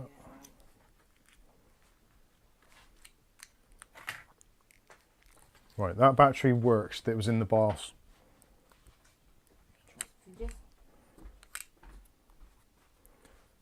So if I put that in there.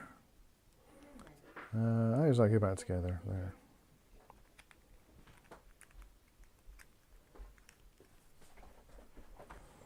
I shouldn't take these things apart. Right, that way round.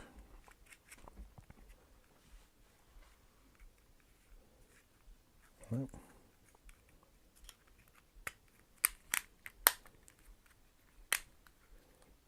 There, awesome. Right, so the BIOS battery that was in there does work. This one is a known flat battery. So I'm going to put it in just for the crack.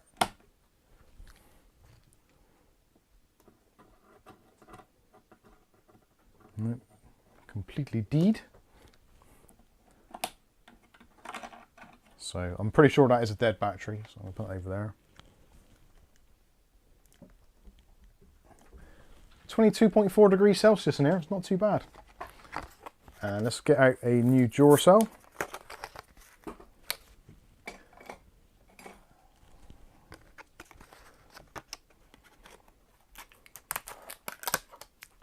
James Miscellaneous is in. Hey James. And Zeno says, use a piece of wire, connect the 23 volt to the number 7 and 20. Well, it says connect the 23 volt to number 7 and 4, and then 24. Sorry, so I don't know where. Connect. I don't know what any of that is. Oh, 23 and 20. All right, okay. I think I get what you mean. Right, so that's with a new battery, and we still have nothing.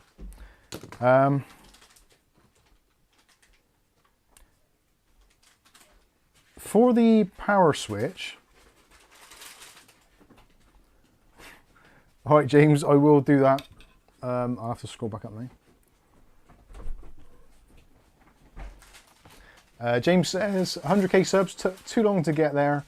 Other channels with way more provide nothing useful. This one does. The price to pay for substance over glamour. Thank you very much, James. Much appreciated. What's going on?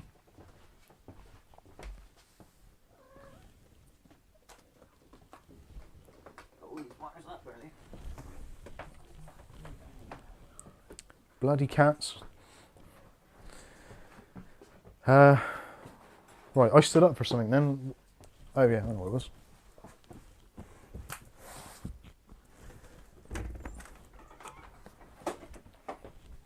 They're getting hyperactive now.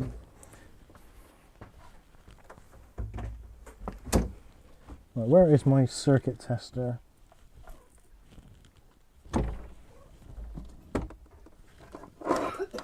There we go. There he is, under your chair. That one that you're wheeling. Come on, Dave, out of the way. Just walks under the wheels. Right, I have a multimeter. I don't know what I'm doing with it. These are somewhat of a enigma to me. So I don't know. What am I even probing?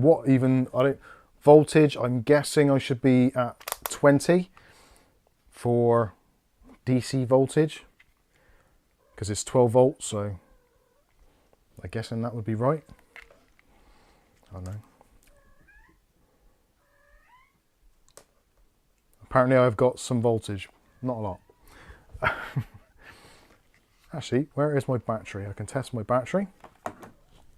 That is supposedly flat. All right, 2.95. Oh, that's in minus, so I'm going the wrong way. So 2.95 volts in a 3.3 volt battery. So that does actually work. All right. So I'm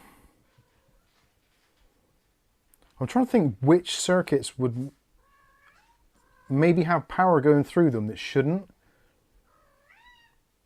What about, well, let's try the power on. So that's pins 3 and 4.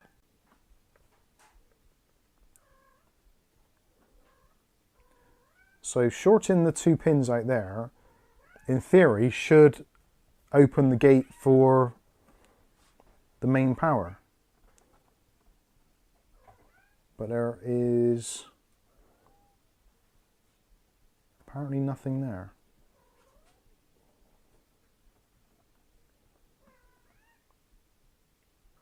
So it's got something there, but what, I do not know.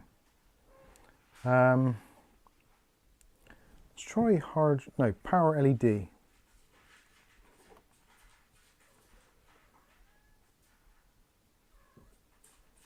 No, that's correct. It shouldn't have anything because there isn't anything going through it. The BIOS. So I suppose we could check to see if the BIOS actually has, the BIOS battery is sending voltage out through the pins there.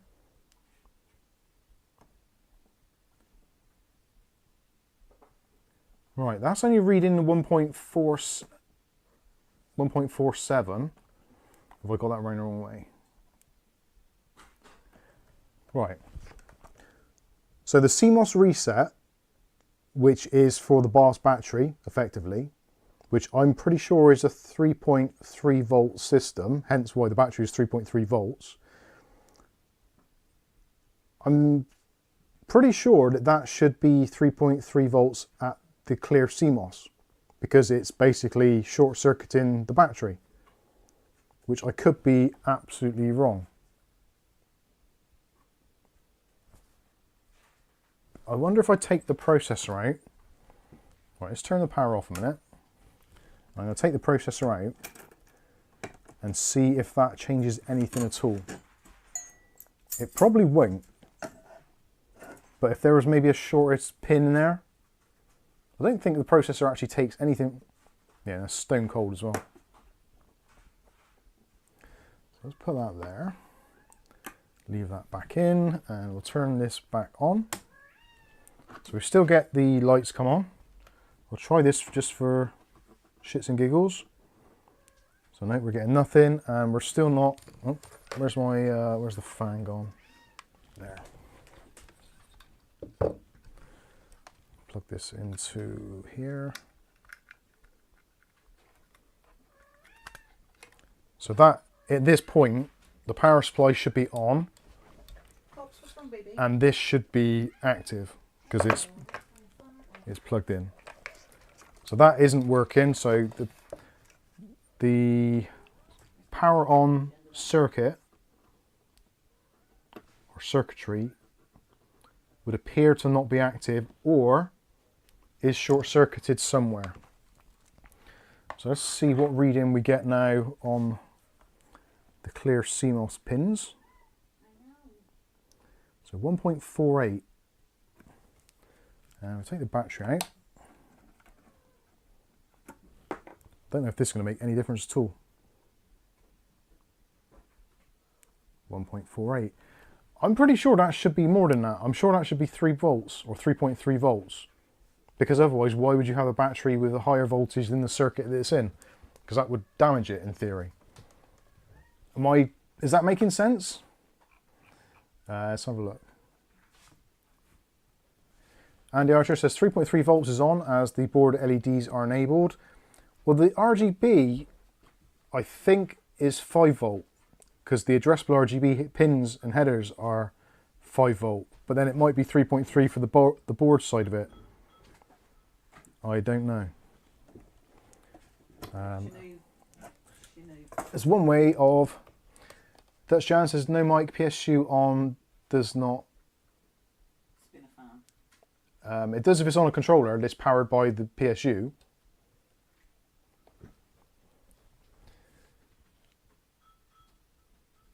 Yeah, the battery is a 2032. Yes, it is, yeah. Viali says you need to check...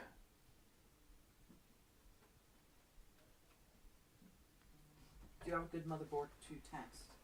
Yeah, I've got another board I can test the processor and that on. Stuart says bricked BIOS, clearing the CMOS. Well, that is effectively what we're doing because we've taken the battery out of there and basically short circuiting that. But it's when we do that, it turns off the addressable RGB, which makes me think there's a short between a certain rail.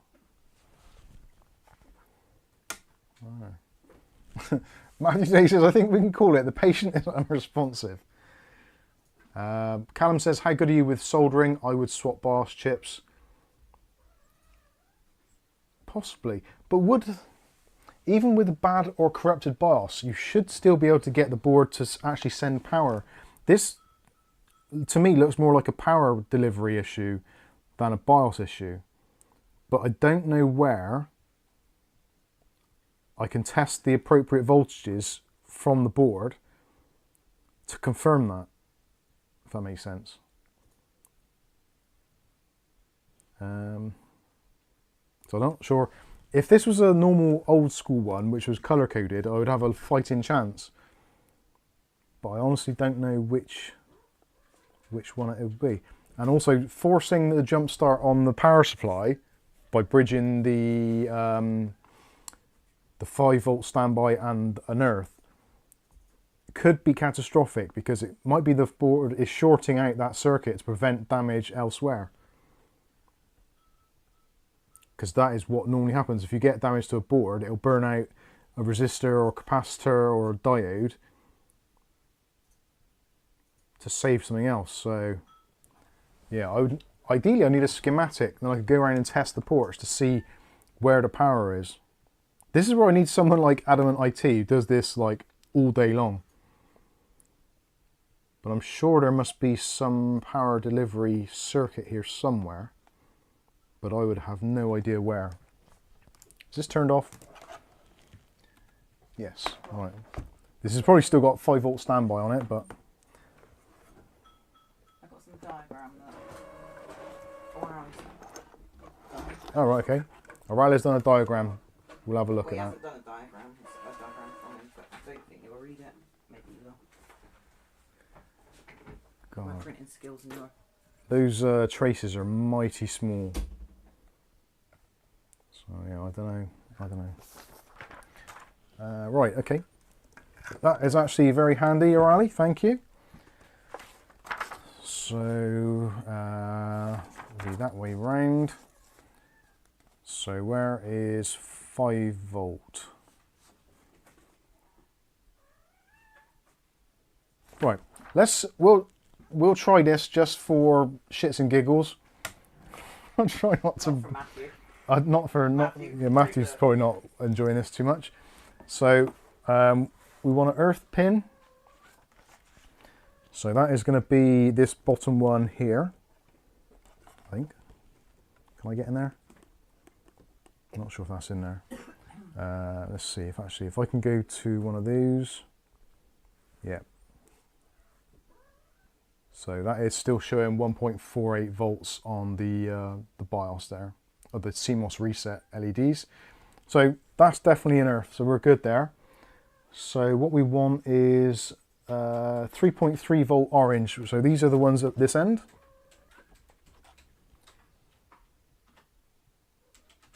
Okay. So that's not getting anything.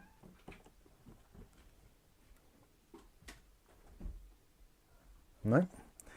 And there is another 3.3 here. When you turn on that PSU, your camera goes off. That's our wall wiring, not the... Oh no. It does it with anything. Where's 5 volt standby? Right, green. So fourth one in. So 1, 2, 3, 4.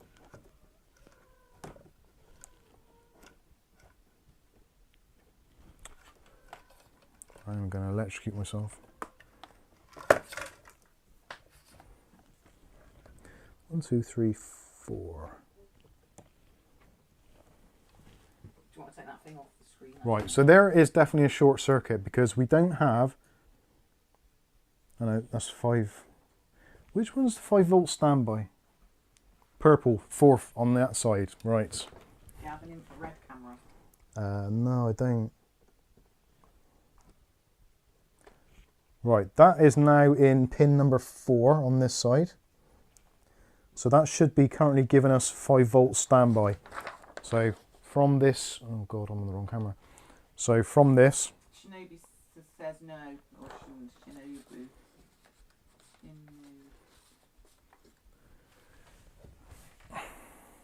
I'm not sure if it's no to you or no to someone else in the chat.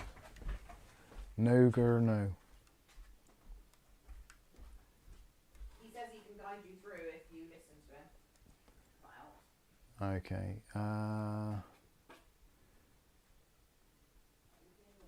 Right, Shinobi. Let's see what you're saying.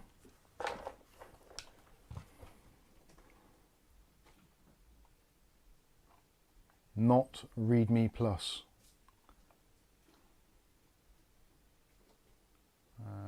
Try this. Sorry, I'm reading this now.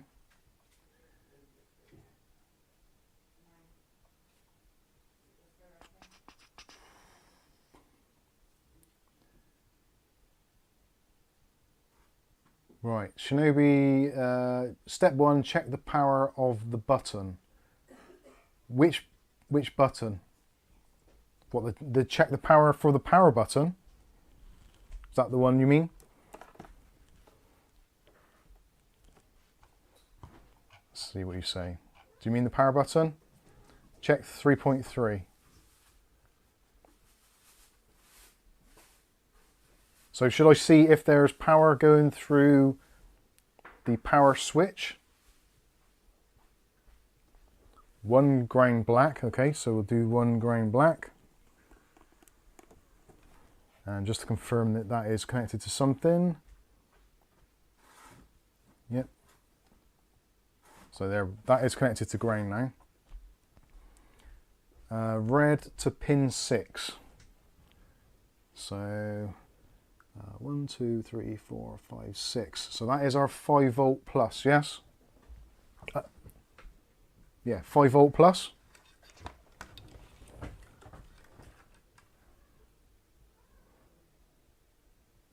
Oh, 1 to ground black, red to pin 6. So what, pin 6 down here, i.e. that one, put the power on plus, yeah? Okay.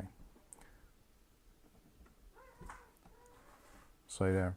So yeah, the power switch is reading 3.34 volts. Can you see that?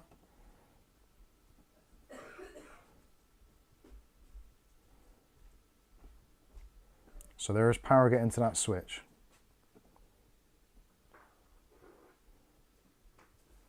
Shrek says, I see RGB. That's about all we're seeing. So yeah, so we've got 3.3 volts going to the power switch, which is what we should have. The RGB is on, so it has 3.3 volts. Yeah, I don't know if the RGB is 3.3 or 5. Mookie says, this may be the Adamant IT crossover episode. Take it up and watch him diagnose, fix, then bring it back for a system build. Not a bad idea. David Aiken says, I see a £40 placemat.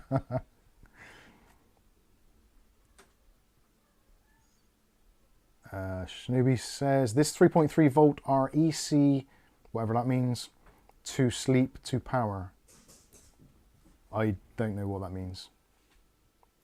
David says the RGB is run off the 5 volt standby. That would make sense because the 5 volt standby would be kind of active now. Nice one, James.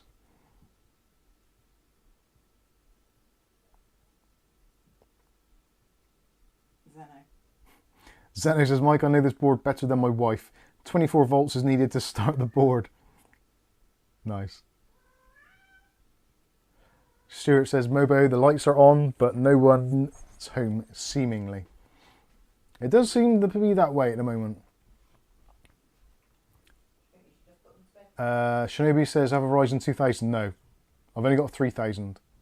But this should support 3000 out of the box anyway, because the X570 chipset was designed for the 3000 series.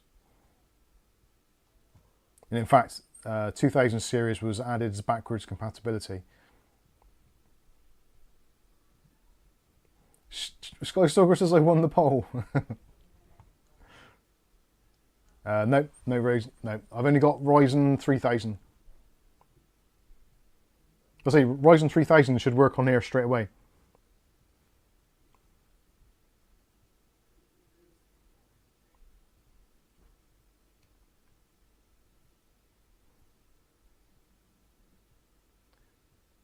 Shinobi says the first gen 500 work partially. Yes, that's right. Alexa says if the motherboard doesn't work, can I have it for target practice? I know I could hit the chipset fan from 100 yards with my rifle. Might need to. Viali says I have the same board and it does work. Cool. Chris is asking, is it a board with a flashback? Unfortunately not, no. This board, this was one of the things I actually said in the review of this when I originally bought one, was the fact that I was disappointed there wasn't a BIOS flashback utility, which I think at the time was pretty piss poor.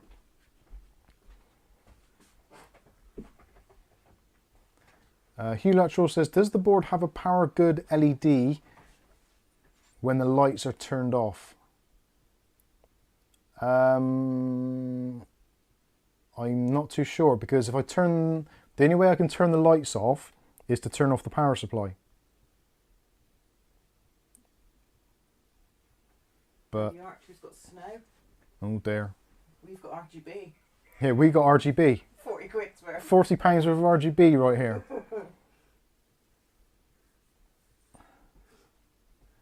So I am. Take that thing off the screen as well. Yeah. Ready to go. I am somewhat at a loss now what to really test or do. Because I guess I'm looking for voltage where it shouldn't be, or vice versa. But I honestly don't know where to start. There's so many things about this I don't know. So, yeah, because normally, if you do the green power supply on and black, that should turn the power supply on, regardless of what else is going on. So that is effectively the same as touching pins 3 and 4 together. If you touch 3 and 4, you're basically doing the same on there. But we know the power supply works because we've got stuff going on. So actually, let me test that theory. So if I unplug this a minute and unplug that. So we've still got our fan and stuff plugged in. Did I turn that off? No, let's turn that off a minute. Turn it back on. Turn that back on. Then I said, send it to me, Mike. And there we go. Send it back to you. So there you go. Even if the power supply isn't connected to anything at all, with this connected, and as long as we put the power supply into like jumper mode, this would have fired up. So pressing the power on the motherboard should have done it.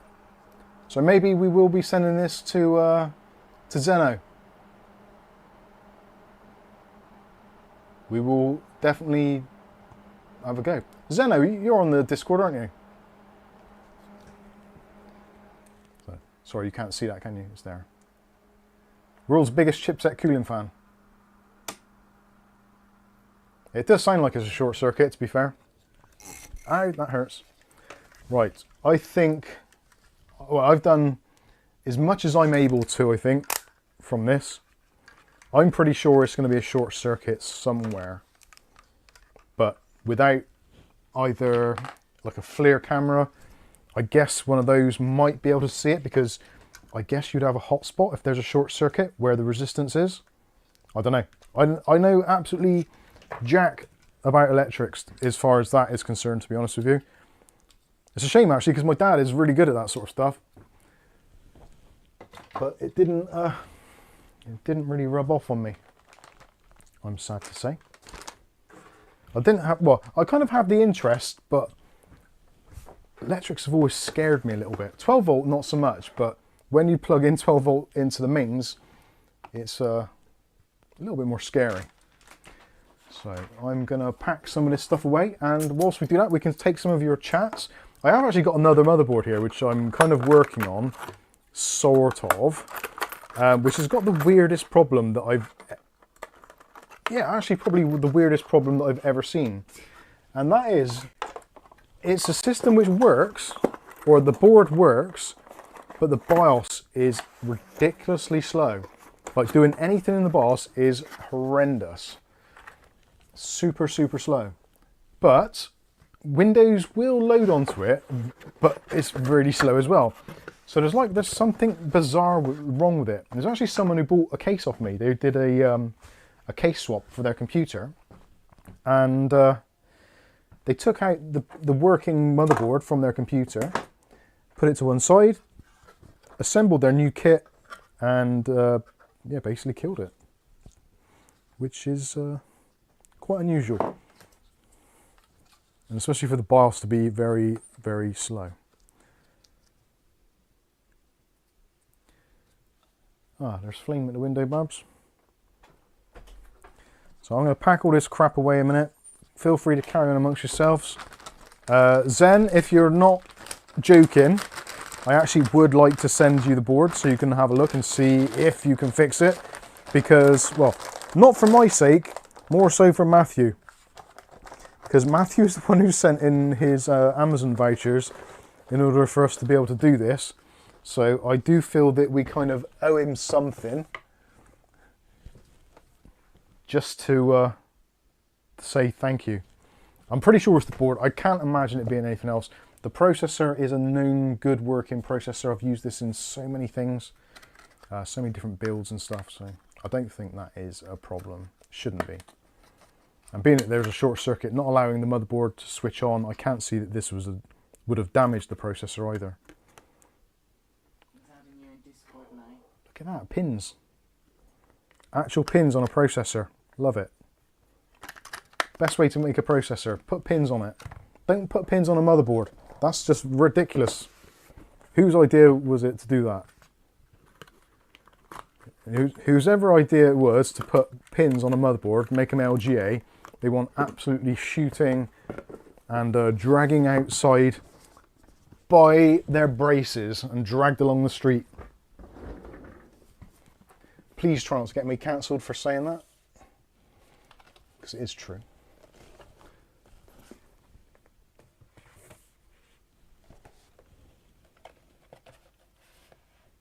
And I think I have actually, that's it. Right, power supply, unplug that. So I suppose there's various options I've got now. Either try and get the board working again, sending it off to Zeno, or Zena, I should say, sorry. Zena, whatever. And try and do that. Or I suppose I could make a claim against the eBay seller, even though they did say it was faulty. Well, they didn't say it's faulty, they just said it was untested, and it's listed as faulty spares or repairs. Miriam asked, did the PC that you fixed on stream that was covered in vape juice start working? Yeah, it did, yeah. That's the daisy one on that. Yeah, that was covered in vape juice and cat pee. Because the one of our cats, who's sadly no longer with us, yeah, took a wee on top of his computer. On a hot summer's day. That's the best thing you want, isn't it? Hot cat pee on your PC. Oh, bless her. Bless her and all those that sail in her. Put a D in the chat for Daisy. D in the chat for Daisy. Stuart says Adamant IT can fix it. He might actually be able to. Right, Jim. Well, Zeno said he can do it, so I'm. Andy Archer says send it away, Mike. Let's see what's actually wrong with it. I am actually I'm interested to know what the deal is, because there must be something. I'm guessing it's going to be like a capacitor or something, which has gone pop. Possibly someone's dropped something on it or plugged in something which has damaged part of the system. It is the sort of thing you see on like Adamant IT's channel all the time, where he takes a board in and works out what's wrong with it. I know those types of things are generally not kind of cost effective to repair. But if it's your hobby and you enjoy doing it, then it's kind of like it's a cool thing to do. But in terms of actually doing it for a living, I don't think, especially for things like motherboards and stuff like that, like, what's it going to take? Well, you don't even know, do you? It could be an hour's labour, it could be 6 hours labour. In which case, how do you possibly even contemplate how to quote for a job like that? It's a really hard thing to do.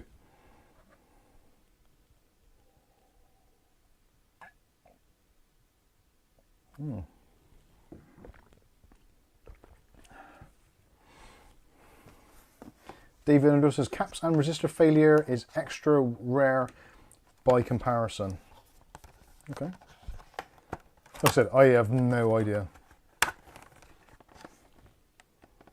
Hugh says, I think they moved the pins on the board because processors are getting so big. Yeah, there is, and also because you've now got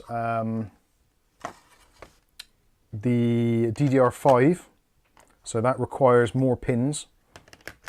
So that is kind of adding to the whole complexity of the setup, which is a shame, really. I think really we'll look back in time and we'll say that DDR4, this kind of era for the AM4, was like peak AMD, and I think it's only getting worse. Can you put the Discord button, please? Yep. Discord. There we go. There is the Discord link for whoever needs it. Can't read the name, but hi from Greece. Hello from Greece. Am I too late for the test? Unfortunately, yeah. I've just, well, the board is here and it is kind of not working. Not for the lack of trying. We've given it a reasonably good go. We've tried various things. Actually, is that a Duracell? Yeah. Zeno, what on your Discord do I need to claim as it will not add me? Did you click the little emoticon? Yeah, you just need to click on the emoticon in the like welcome room. Rules or something, isn't it? Yeah, I'll see. Actually, can you see in if it says welcome on the general page or the start page, like general chat? In general chat, it will say all the people that have joined, so then you can add them or assign them a role if they haven't got one.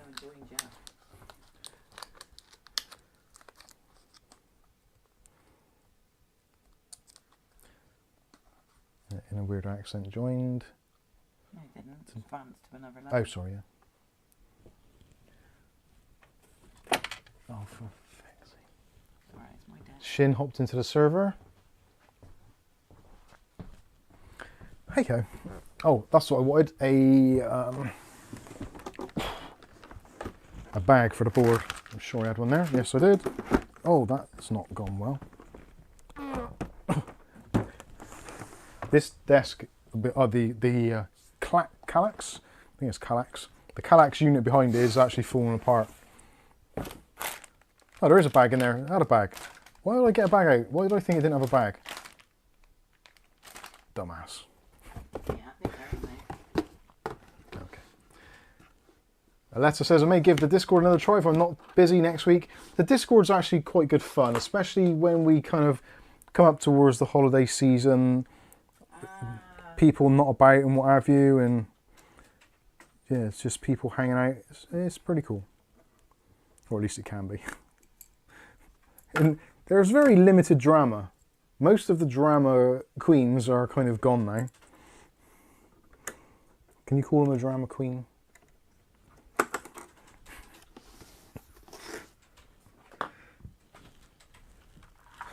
A drama person. A drama person of drama, I should call them. Let's put this back as best as I can. That's Thanos. Oh, Thanos! I can't read. Is it Greek? Yeah. I can't read it, but I should know that really. I am Thanos, you remember me. I always enjoy your lives and learn many things about computers, especially on how to not fix a computer in this particular instance. We failed. Didn't we have to ban Thanos for posting loads of dodgy links to ISOs? Right? Didn't we have to ban Thanos for sending dodgy links to Windows ISOs? No, I think so. Don't know why I feel. That was. Why am I thinking that? Yeah.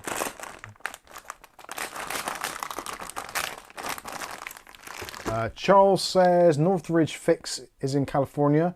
Two-way shipping plus the diagnostic fee alone would cost as much as a brand new board. Then add in the cost of the actual fix, probably would double it. Yeah, I would definitely agree with that. It's not a cheap thing to do. Again, it's one of those things like for Adamant IT, because he's doing it on his channel, it's great for him because he can actually monetize the video, and if he gets, I don't know, 10, 20,000 people watching the video, that's a pretty decent number. It's not going to pay the bills, but you do that numerous times and eventually it all mounts up. And you get to the point where it's quite a cost, what's the word for it? It's quite a beneficial thing to do because you're getting the views and stuff. It's like us for the live streams really, like in terms of what we do in a live stream, because it is on a Saturday night, it's probably the worst time that anybody would want to do a live stream because Saturday nights are most people's Saturday night and they want to go out and see their friends or get drunk or whatever,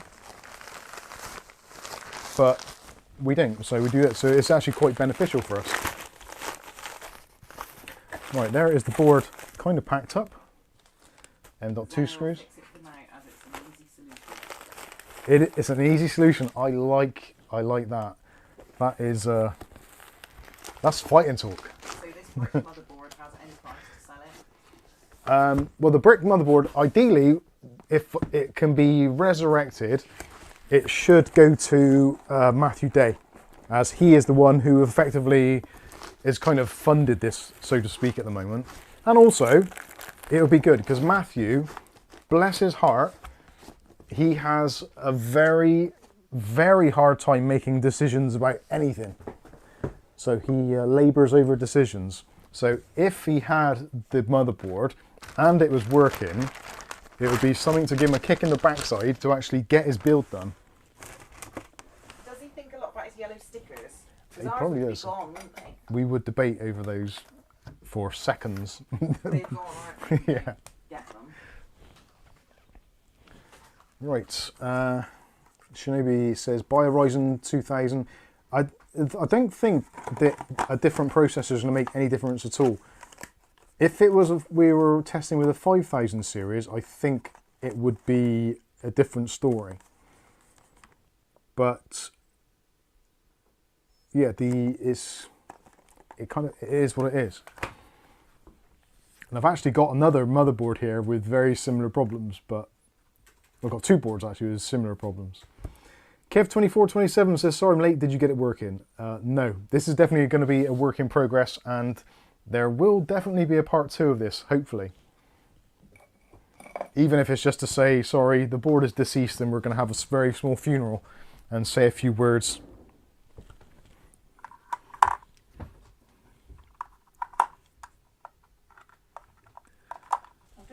Right, so let's put some of these things away.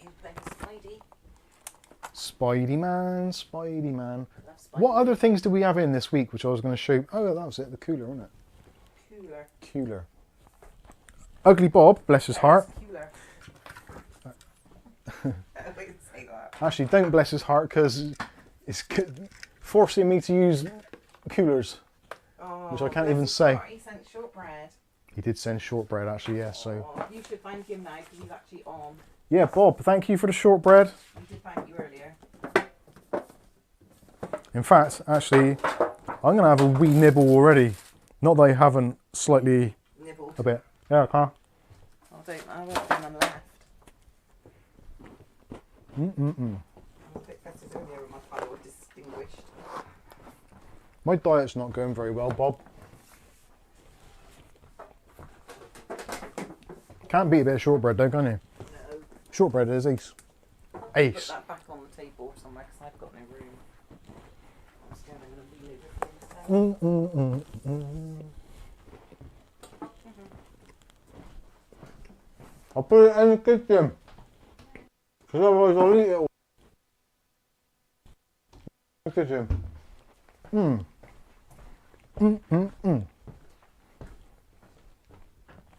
Right, come on, Flame, out the way. Out way. You're a good lad. Okie dokie. Right, where were we? Oh yeah. Bob sent this over. This is a very weird one.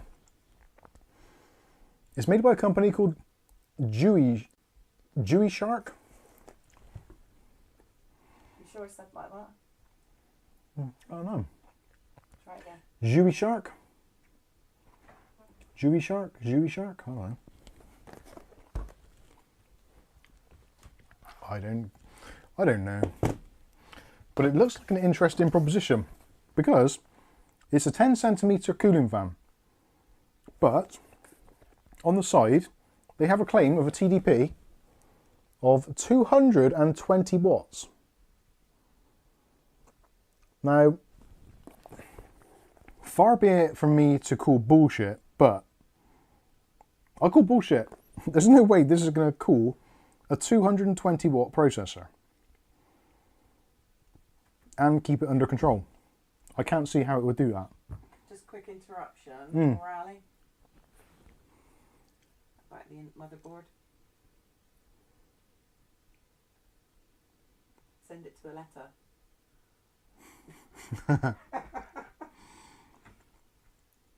It would be good to record that.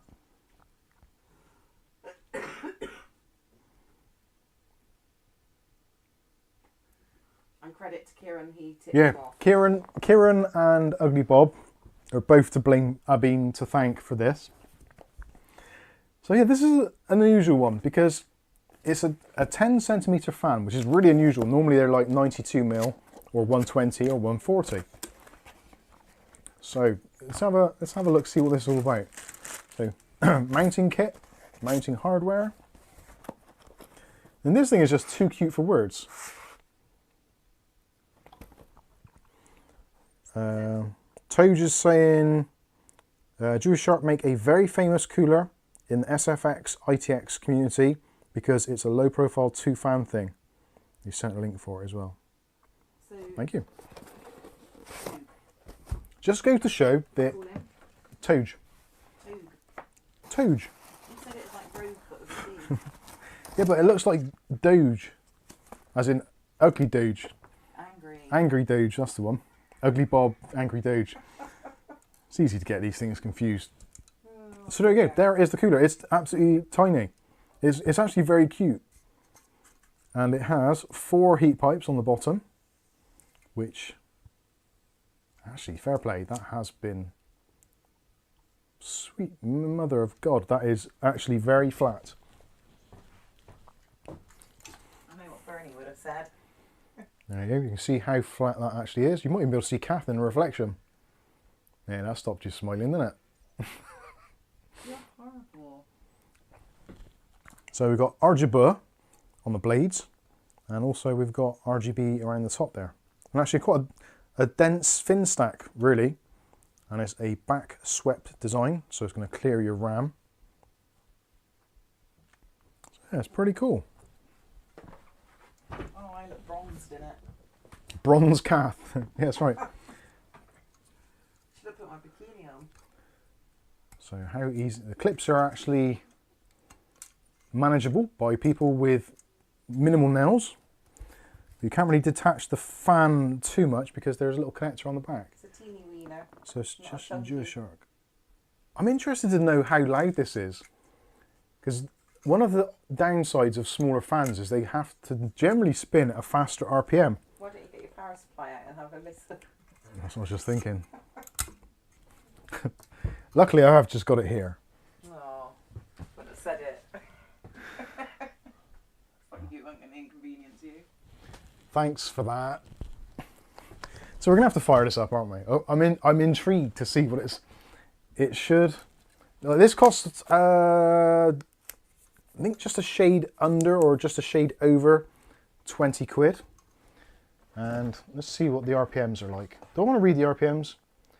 Ooh. 6,000 somebody's put. 800 to 2,300 RPM. And they're saying a fan noise of 14.4 to 29.8 dBA. Now I don't know how those fan dBAs work, because I've always... 1999 it was. 1999. Thank you very much. Yeah, I've always been a little bit unsure how the whole kind of fan noise thing is done. Yes, maybe they do it in one of those special chambers that Steve Burke sold his soul to buy. Jokes. Maybe he did. He's getting grey hairs from it, that's for sure. Mind you, I can't say. So my opinion is that the quoted fan noise on any of these fans throughout the market is the noise but subtracting the ambient noise. So say for instance in this room the ambient noise is somewhere around about 40 decibels. So that at its lowest speed should be about 54 decibels. But at its highest speed it would be, what did I say it was? So 30 decibels for argument's sake, so it's going to take it up to about 60. And 60 decibels is quite loud. But I'm pretty sure that is how they're doing these specs these days. So yeah, like when you see Steve doing a test, they always take away the delta. So the delta on this is basically like the room temperature or the ambient room noise, which actually makes a ton of sense if you think about it. Actually, is that on? Don't know. Monitor's turned off again. Oh dear. That is gonna get me in one of these days. Oh, so I'm guessing it's on. Let's plug the fan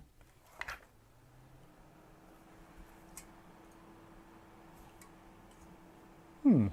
Well, it's not obscene.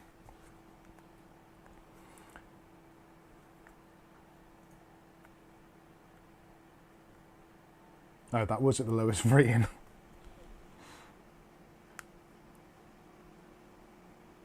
So that's at full speed.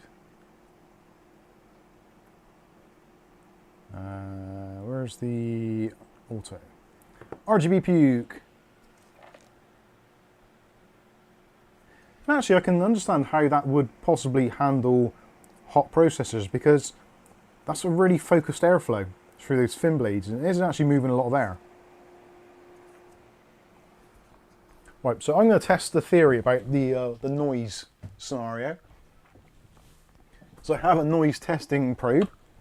So let's. Oh shit! Nearly fell. Why is Jim writing on the edge of it? The not tip over it? No, it's super sturdy.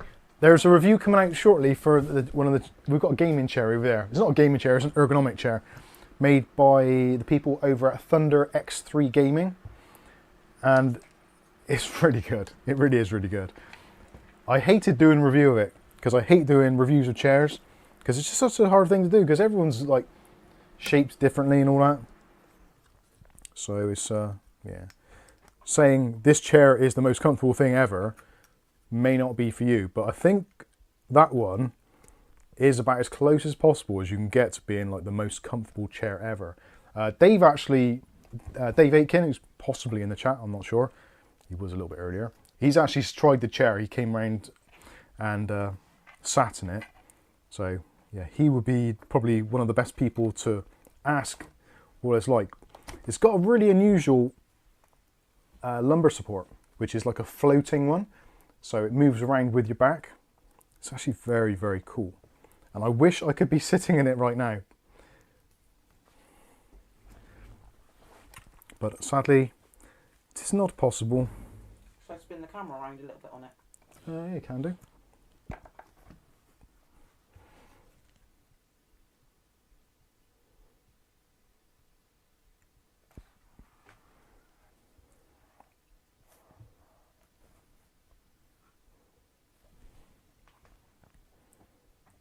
There it is over there. You can see the chair. Sorry, I did a bit of Maisie as well. There's Maisie. She's sleeping.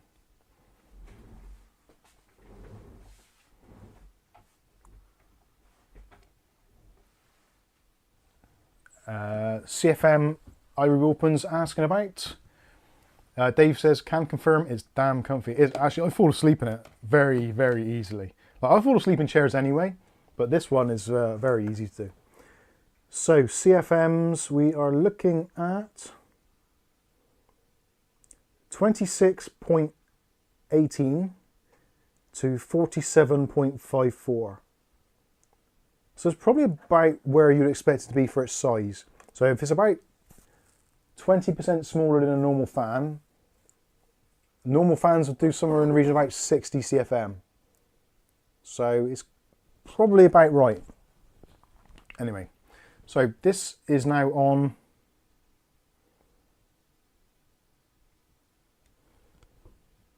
hopefully you can just about see that. If I put it where my face is, it should do eye tracking, so you should see it. So we're going to turn this on and we'll see what difference it makes. So we're going to be really quiet and not do anything.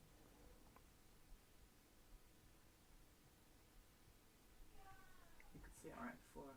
And somebody write on the screen or type in the chat what the lowest or what the average is on here, if you can actually see it.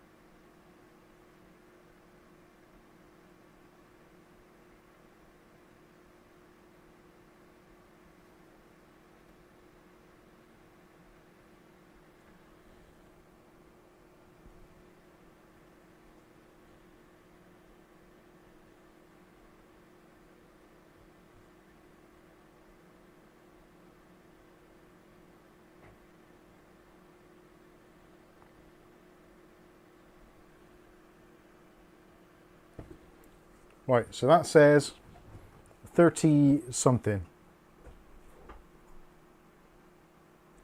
It's hard to be able to see this and actually report it.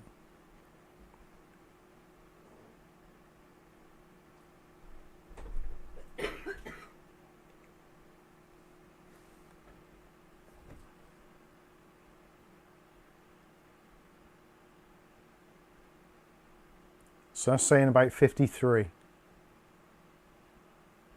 And if I turn it off,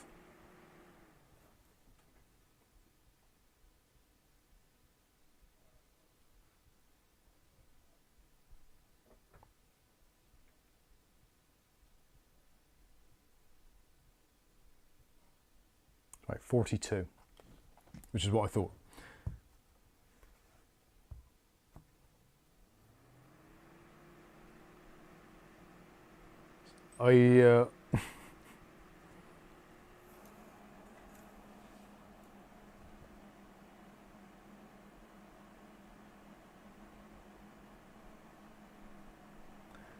Clearly I'm doing something wrong because that doesn't make any real sense. Well, you can hear how loud it is, can't you? Skystalker says 53 with the fan, 42 without fan.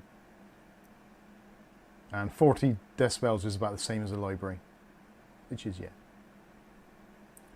Not in ours, they have Lego Club.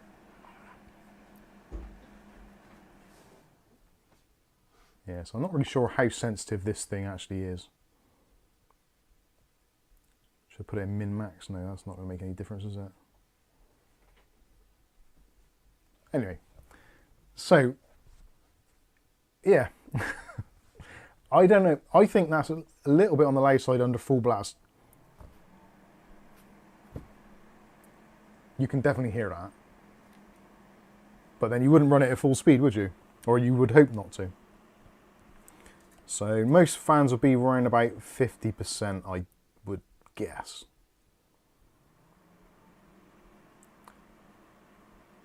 When does it start getting slower?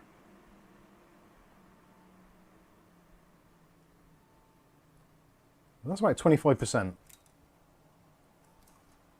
It's not bad. That is very cold actually. It's making the heatsink really cold.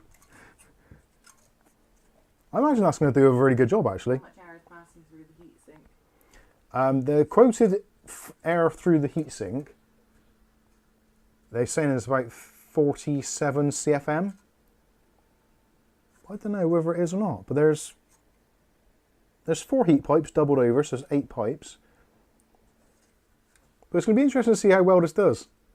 It's always a little bit intriguing for these little coolers. The trouble is on the market these days is because there is such fierce competition. And of course, you've got some of the classics, like you've got the Thermalright, is it the PA120 SE ARGB, about £17–18. You've also got the just Jello. There's also, oh god, what is it? I can't think of the brand now. The SA214 XT.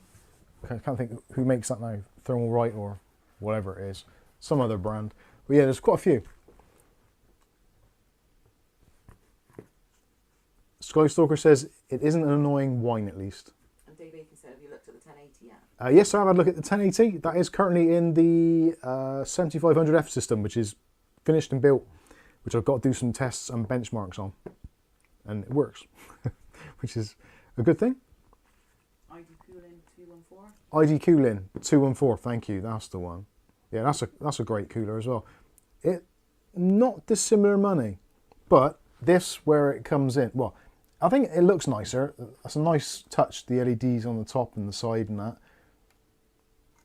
Looking from the side on, well, it'd be like that. So it'd be like that in the system. I think that looks quite nice. Nice look to it.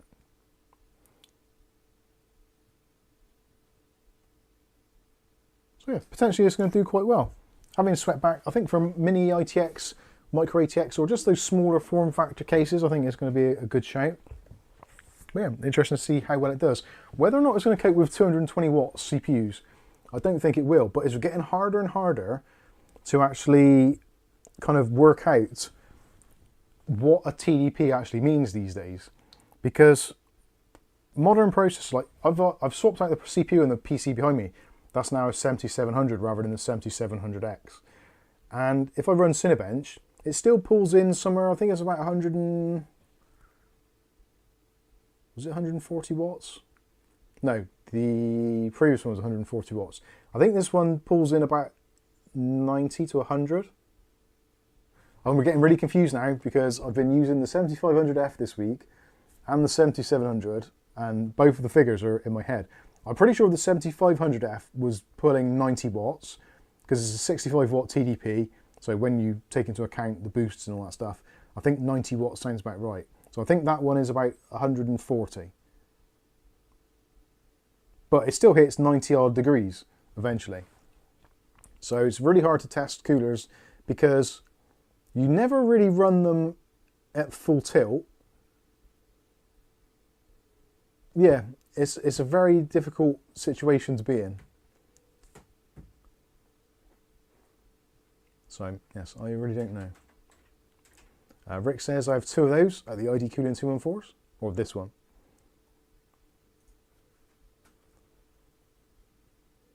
Irie Wolfman says I noticed a lot of cheaper brands copy each other. Not a lot of design difference between the Poppy's outside. But since the Noctua D15, Maybe. I would probably argue further back than that. if you look back to the Cooler Master, the original 212, that design really hasn't changed. The 120mm tower cooler is effectively really the same now as it was then. There's been very, very small differences to how it's actually been made.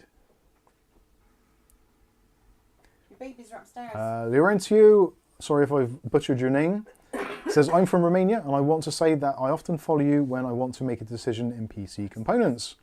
Well, if you're trying to save money or just make a more sensible purchasing decision, then I wholeheartedly agree with you, because I am quite often on the fence as well when it comes to buying components and parts, because there's so much competition on the market and there's always sales on or something. It's really hard to do. But anyway, thanks for watching. I'm up a bit. Thanos asked a question. Thanos, what was the best RTX GPU for under £300? You're going to struggle with RTX cards under £300. You're probably going to be looking at a 4060. Those are around at the moment for about 280, 290 in the UK. But if it's €300 or $300 or £300, that does make some differences. We'll be there upstairs. And also if you're thinking of possibly going for a used card. Oh, actually, I know what I need to do. I need to end the poll, don't I? Because we know the answer. So end poll. What was the answers? Oh, it doesn't show me now. It's disappeared. Oh, there it is. So what did you lot say? Half of you said it was going to work. 21% of you said no, it wasn't going to work. 16% said it would be partially working. And 13% of you said the light's on, but no one's home. So those of you that went for lights on, but no one is home, arguably you were right. Technically, I suppose, if you said no, you're kind of technically right as well, because it didn't. Not fully. And if you said partially, you're kind of right as well, because the lights come on, but it didn't post. So it would be a 52% of you said either no, partially, or lights on but no one's home. So if you're in that 52%, give yourself a pat on the back. You guessed it, you called it. Give yourself a shiny. Give yourself a shiny. What was that? I don't know, that's some kids' TV program, isn't it? Yeah. Andy Archer says 4060 is a real waste of money. I don't know if it is, now that it's come down in price. The 4060 isn't a great card, let's be honest. But at the new lower prices, I think it's not too bad. Not too bad. Zeno says, I disagree, Mike. Yeah, you can disagree. You can disagree in hindsight. Lorenzi says, I recently got the 7900 XTX Sapphire Nitro Plus, and the hot point is 97 degrees in a 1080p game on ultra settings. Could I change her vapor chamber? I don't think you can, but that does sound a little bit on the warm side. I've not got any experience of using the 7900 XTX cards, and I've deliberately tried to stay away from the 7000 series from AMD for the same reason that I don't like using AM5, and it's because it's newer and it's faster, but they just haven't ironed out all the kinks in it. Like the idle values or idle wattages for the 7000 series Radeons is horrendous. And if you're in a country where energy is expensive, then it's going to hurt. It's going to hurt. Not a great deal, but it's not good. Even though at the moment the NVIDIA RTX cards are particularly poor value for money, there's a new lot coming out in January. So to buy an RTX card at the moment is totally foolhardy, because you're going to get much better value and potentially better performing in a month's time. Almost exactly a month's time sort of thing. So yeah, buying an RTX card at the moment is bad. A bad idea. But no doubt there will be hundreds, if not thousands of you that will do that between now and New Year. I would put money on it.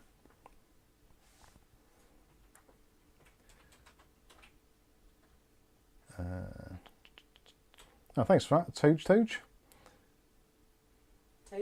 Togue, sorry. Tony says, the Noctua conversation goes on a lot in other communities. I think in terms of coolers, they are falling behind ID cooling. Deep Cool and Thermalright have caught up completely. Yeah, I think I would agree with that. I've never been a massive fan of Noctua. They've, yeah, pun intended, they've got quality, don't get me wrong, they are the quality brand. I think you'd be foolish to say anything otherwise. But I don't think the high prices are justified, especially now for the performance. I had an argument with a couple of people actually when we did the review for the cooler, which is in there, which I've kept in there, the IMWin, was it D120 or whatever it is? Whatever it is, their new Pro fan, which I actually really liked. And they're saying you shouldn't have put it up against the fan that I did, which was the Noctua AF120, which comes with the NH12U or NHU12S, whatever it is anyway, that cooler. So the whole point of the review was that you could buy this fan, which is roughly the same price as the Noctua, but you'd get better performance, better looks, and arguably a better sound profile as well. And people were saying, well, you shouldn't have compared it against that fan because that isn't a like for like. And it's like, well, no, it's not like for like. That's the whole point. It's designed to show you that if you have this cooler already with the fan that comes with it, and you want to swap it out for something which looks nicer, sounds nicer, and performs better, you can do it. And, oh, by the way, it's roughly the same price as that fan anyway. That was the kind of point of it. But people are saying, well, no, you should have used...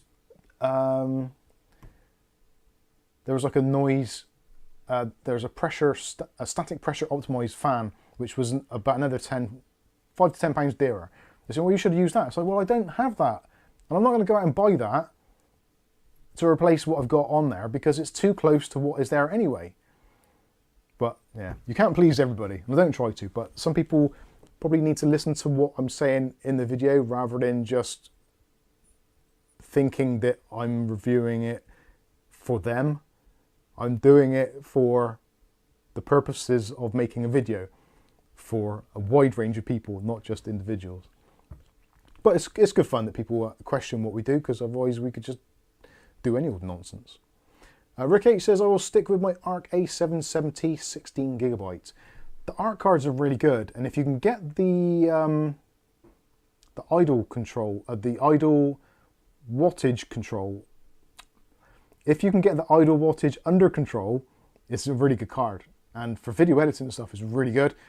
I've got the RX 6800 in my PC at the moment, and I'm itching to put the A770 back in, which says a lot, because that's a 16 gig card, the Radeon, and the A770, I've got the 8 gig version, and I really want to put it back in my machine, because I think it just works better, especially for video editing. I'm very disappointed with the Radeon card, if I'm completely honest with you. And I've got a AverMedia capture card here. This is like groundbreaking technology. This is, I think it's the first to the market with HDMI 2.1 support. So this will do up to 4K 144 Hertz with variable refresh rate and HDR. So it'll do that in pass-through, but it will also record at 4K 60 with variable refresh rate. So for doing things like PlayStation 5, Xbox, that sort of stuff, great for that. And I've always struggled with Elgato cards. 4K 30 mostly works sometimes. But if I do anything on the PCB, I mean, like maybe I switch into the BIOS, then all of a sudden the picture goes weird, so then I've got to knock it down to 1080p. It's just a real pain. And I've tried this briefly, and it works really, really well, but it's not a cheap card, which is a bit of a shame. It's more of a niche product, really. But if you're someone who does a lot of BIOS recording, then just in the kind of the pain factor alone, this might be worth the wait for it. At the moment, there's nothing else on the market which touches it, which is really good. So there will be a review coming out of that very shortly. It actually did make my life easier, although I got to the point, now this is where I was coming back to, with the Radeon card, because I was using OBS on my PC over there to record the capture from here, the Radeon just couldn't keep up with the 4K 60, 4K 60 Hertz. It just kept on having a buffer error, like encoding overload. It's like, come on, this is like a decent PC. It just wasn't having it, so I might have to switch back to the Intel card to make that video, or I have to go and buy an NVIDIA card, which I don't want to do. But NVIDIA cards in general are much better for OBS and also for Premiere and stuff like that. So yes, I might need to do that. O'Reilly says capture card with RGB. Yes, and this is the bizarrest thing ever. So this has got, you've probably noticed on the front, it has got RGB on the front. The RGB, there is software that you can get for this card which actually allows you to change that and do stuff with it to sync it with the rest of your rig. But it also syncs with MSI Center.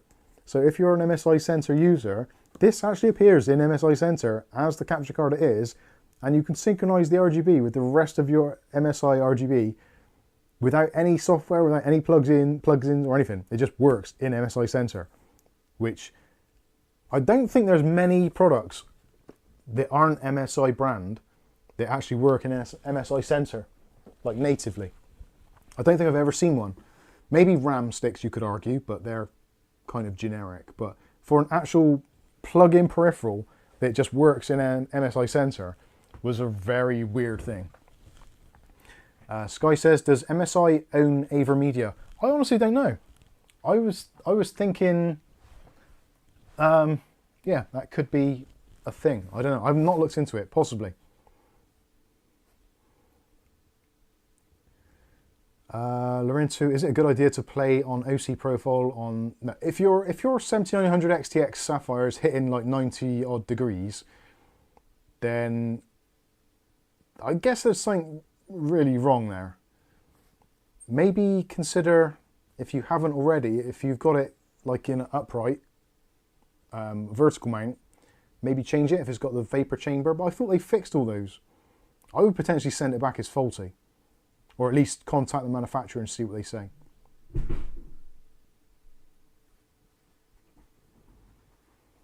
George. Yeah. James says, I hate that Mike is right. I hate that I'm right. He's always right. It is very much a thing though. Not me being right. What about? Yeah, because that's music to the leather-clad crook's ears. Sadly. O'Reilly says 49% stake, probably. Dutch Jan says, third question off topic, Fractal Design Meshify 2 Lite RGB front fan, RGB version, 3 times, so 3 times 14 RGB front radiator up to, no, if a 420mm radiator isn't 420 mils, they're normally going to be about an extra 25mm on top of that, because if you think you've got the 3 fans, then you've probably got a little bit of a hump out the top where the actual tubes come out. So that's going to be about 25mm, maybe 30. And potentially, depending on the radiator type, you might have a little hump on the bottom as well. So if it will hold 3 140mm fans, it's possible it might do a 420 radiator, but you would need to measure it and be like really sure. Hopefully that answers your question, Dutch Jam. Ira Wolfman says, is it 4K 144 output or 144? No, it's only, I don't think there is a capture card at the moment which will do 4K anything higher than 60 FPS because of the bandwidth and the ability of the compression, or what's the word I'm looking for? There's basically, the technology doesn't exist to compress that quick enough or to save it quick enough. So I think 4K 60 is about the highest you can go to at present. It will do higher than that FPS in 1440p, and in 1080p I think they're quoting up to 240 FPS. Actually, I've got the box here, I could read it, that'd be a lot easier, wouldn't it? Also, RMA that thing. The card, the graphics card. Yeah. I think I would. Well, I would certainly start going down the RMA process and seeing what they say about it. If they say that that's a perfectly fine temperature, then just live with it. But it does seem a little bit too hot for my liking. God, blimey. Right. Pass-through resolutions are up to 4K 144 HDR. Because you can't do more than that on HDMI anyway. Yeah, 240 frames per second with HDR for 1080p. 1440p will do 144 Hz with HDR. And they've not made that very clear on there. They're just saying, yeah, the max recording resolution.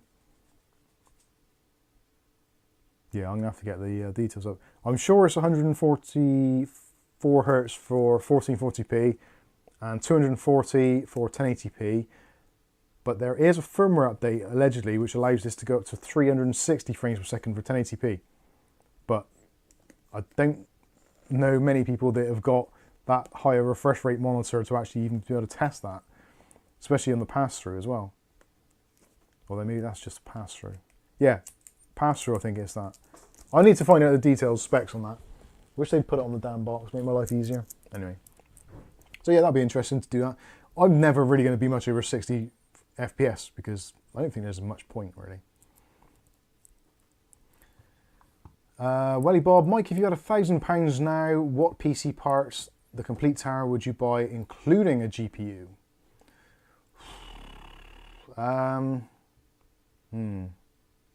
That's a tough question. I would probably go with AM4, and I would probably go with probably a 5800X and a RTX 4070. Later on, he puts nephew. I think that should be work. For Xmas. I got asked at tea time today, so I think oh, right, okay. it's an actual.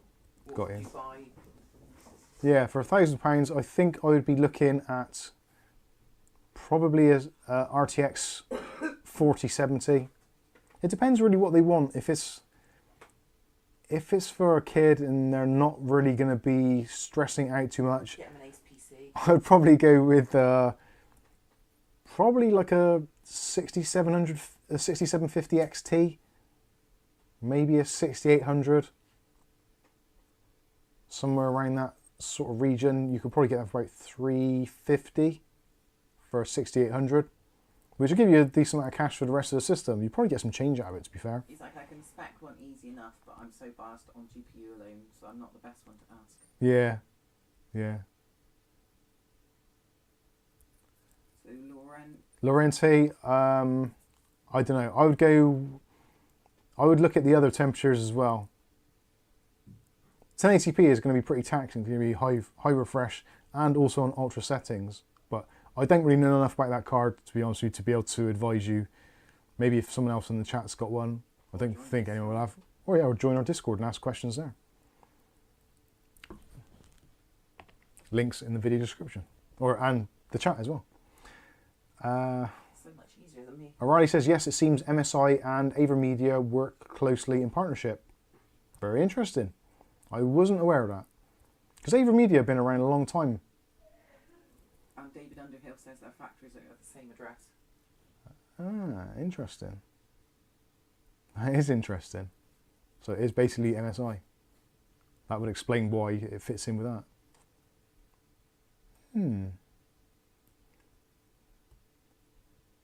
Yeah, get him a mini PC. Dutch Jan says my RX 6700 XT, €250. Get a Raspberry Pi. Flame, you're so funny. Irie Wolfman says, I don't understand 1080p 500 Hz monitors. I remember when PC Master Race said that 60 Hz was the best, but as soon as that becomes a standard, it must be higher. Yeah, that is true.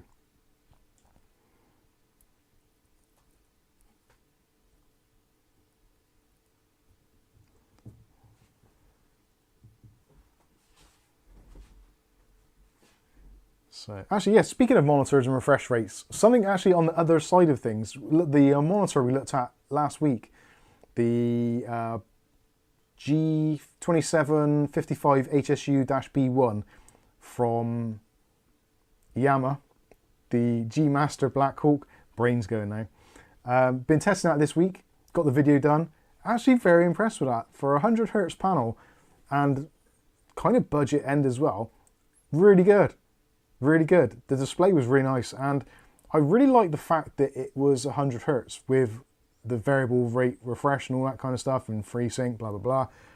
It was really nice to be able to actually show a product off which was just a good, honest product. It didn't try to be anything. It didn't want to like blow you away with numbers. It was, in fact, it was trying to do the exact opposite, and it was trying to saying, like, as the PC community has evolved and carried on, a lot of people were like chasing higher and higher frequencies, higher and higher numbers, and ultimately all it's led to is higher failure rates, higher energy bills, and really hard to keep the bloody things cool.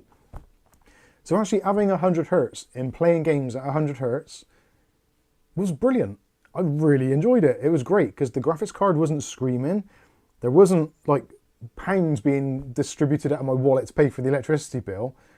And it was just a really nice, refreshing experience to not be just pushing frames per second just for the sake of pushing frames per second. I think personally, anything over 75Hz is absolutely fine. So 100Hz as a kind of a new mid-range gamer spec, I really like. So yeah, I was pretty happy with that.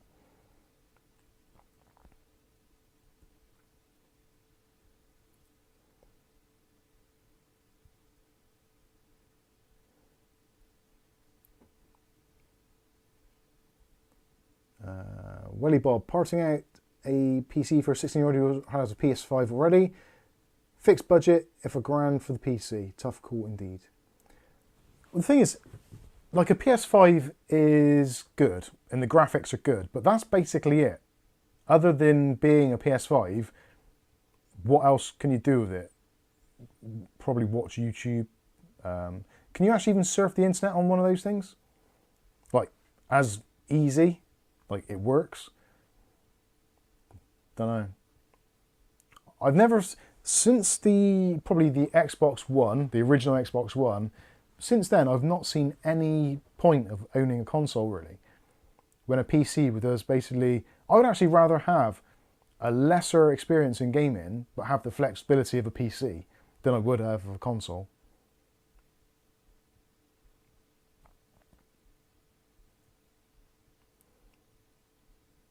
O'Reilly says, I'm still 60Hz, but I never like to stress and push the frame rates and chase frequencies. Yes, I have more power than I need. Well, at the moment, like that monitor there, 4K 60, so that doesn't go over 60Hz necessarily. My editing monitor, 4K 60, so there's no real point. I do often quite play games at maybe 100 FPS, 80 to 100, and I'm quite happy with that. Glenn's in the house, says, evening all, sorry I'm late, I had to actually go out this evening. You've dragged out of the house, kicking and screaming.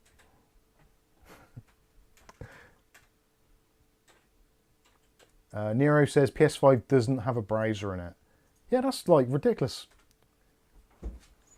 I can understand the consoles for some people. Like if you're the typical kind of down the pub at the weekend, playing soccer at weekends and all that kind of stuff. Soccer. Football. If you're that sort of person, like out drinking, out playing football, and then like when the winter months come, you want to play FIFA with some of your buddies, having a few beers, I can understand the console. It makes complete sense because you can have a controller each and you can play FIFA to your heart's content. But I think for pretty much all other games, a controller is going to be a hindrance, if anything, especially for like FPS games. Like there was always that thing that when Fortnite added mouse and keyboard controller support, sorry, mouse and keyboard support, the controller people were all going mad saying, oh, this is not fair because they're much better with keyboard and mouse. It's like, well, yeah, because it's the PC way of doing things. It's better control, it's bound to be. So like a console has its uses, like for driving games and stuff like that. And for fighting games, I suppose it's okay. But for FPS games, a console must be hideous.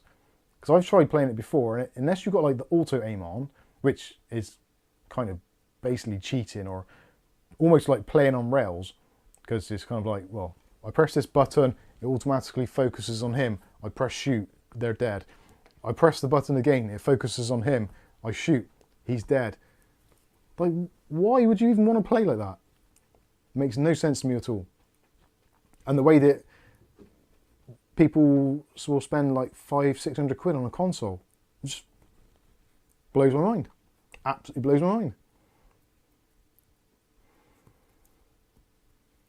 Welly Bob says, console for me was exclusives mainly, PC for everything else. Yeah, that is another thing. If you've got, if there's a game that you just really want to play and it isn't on any other platform, then, is that raining? Yeah. Oh dear. That'll turn to ice. I might get below freezing tonight. It's 1 degree. That's not bad. What was I thinking? I was thinking I need a cup of tea. I'll have coffee while you're out there. Oh, right, okay. Yeah, I can understand that. So there was a game on Xbox One where you had to destroy, was it buildings? What was that game, Kath, on the Xbox? You had to destroy stuff with like a roller coaster or something. Can't think what it was. Remember what it was. There was a very cool game on the Xbox One, and what was it called?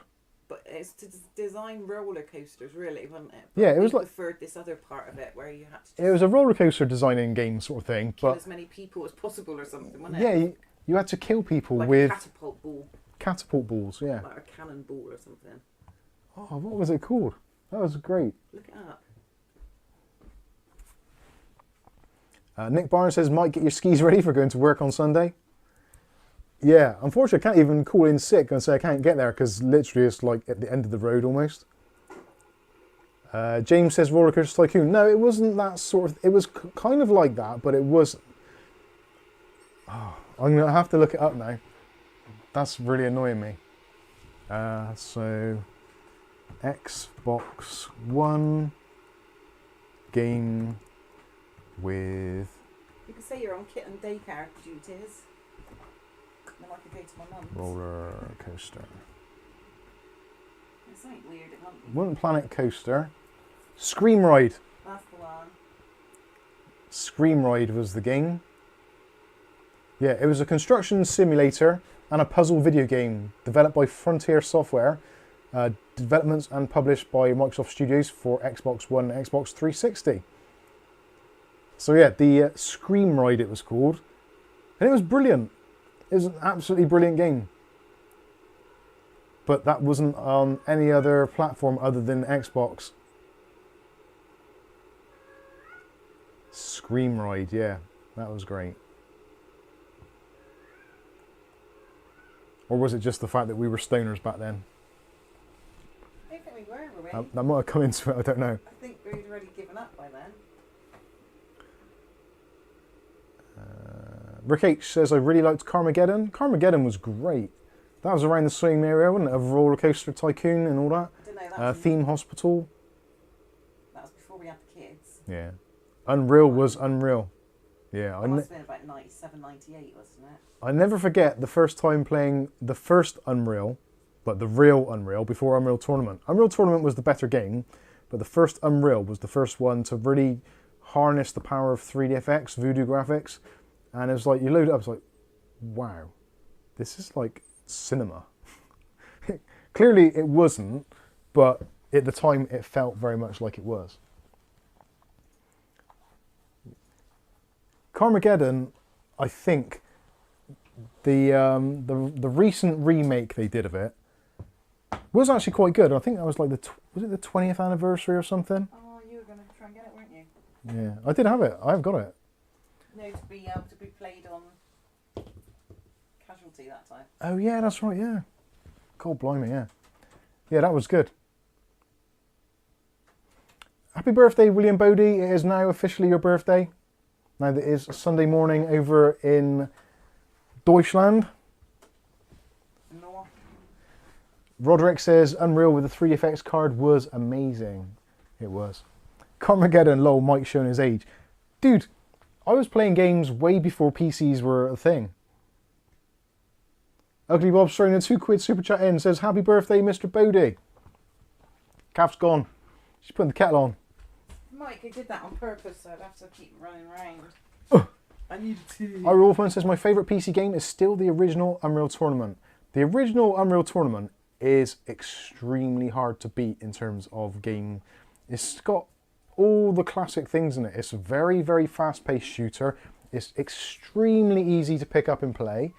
Graphics were good. The gameplay was very smooth, very slick. The weapons were balanced. It was very good. What am I putting this on? What have you just broken now? There we go. I chucked both at the same Am I time. matching the RGB at some point?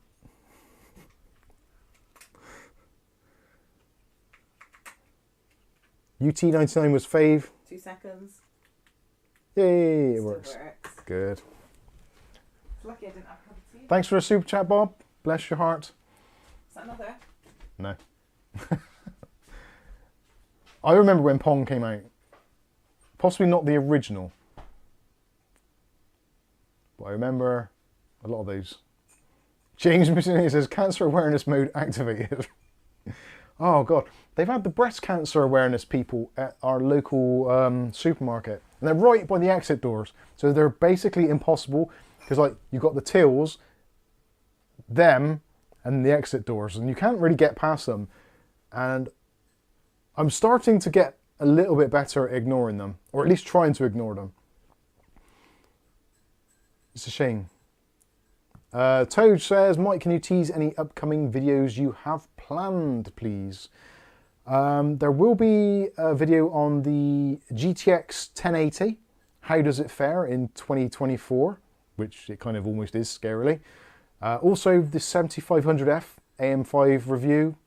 That is going to be a thing. It's a really tough one with that.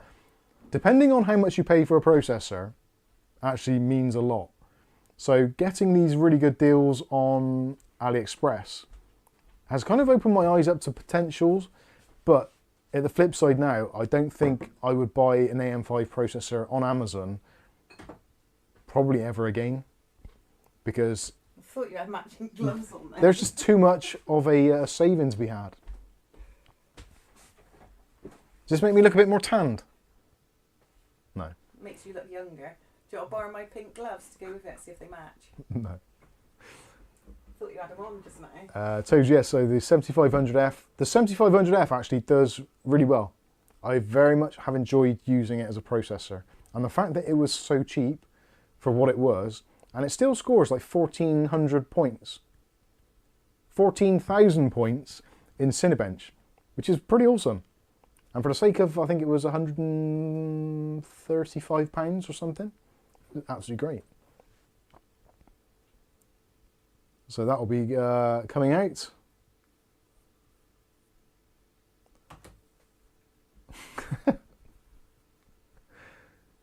Truck fan, least favourite RAM generation to faff around with? Rambus. Rambus RAM. Rambus RAM was horrible. It was extremely high bandwidth, but very, very, very high bandwidth, but also very, very high latency as well. So you could address a lot of it at once, but it was really slow. And Rambus came out, I think, at the same time as DDR2. So when DDR1, Rambus then came out, because the patents for it or licensing was like ridiculously expensive, it just never really took off.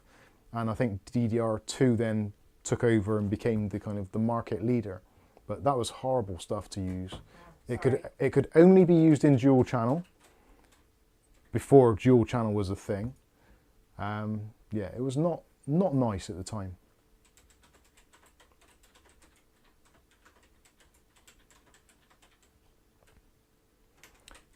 Toast says, I agree, I like mine as well. The 5700F is pretty amazing. It is a 5800X 3D basically.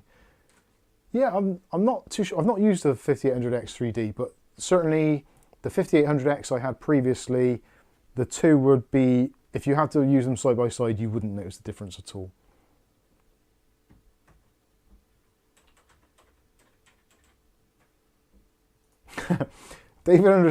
David Underhill, Mike's schedule for 2024. February, trying to get AM5 to work. June, still trying to get AM5 to work. August, nearly going nuts trying to make AM5 to work. December, my last 2 months in loony bin. Yeah. O'Reilly says 1400 points in Cinebench puts it along the lines of a 5800X 3D. Yeah, I guess it must do. I can't remember how much my 5800 used to get. My non-3D version. I thought it was more than 1400 points, but maybe it didn't. Strange. But yeah, the 7500F is a cracking little CPU. And it runs really nice as well. It do run wrong. Truck fans question, least favourite storage device manufacturer out of Seagate, Hitachi and Toshiba. Well, Hitachi became Toshiba, or Toshiba became Hitachi, one way or the other, because they became the HGST group, I think it was. So I think they're pretty much the same thing. I think probably my least favourite one back in the time was the IBM drives. Was it the Death Star? Or the Desk Star they called it? But they were just ridiculous. They just died for a passion. That was probably the worst one.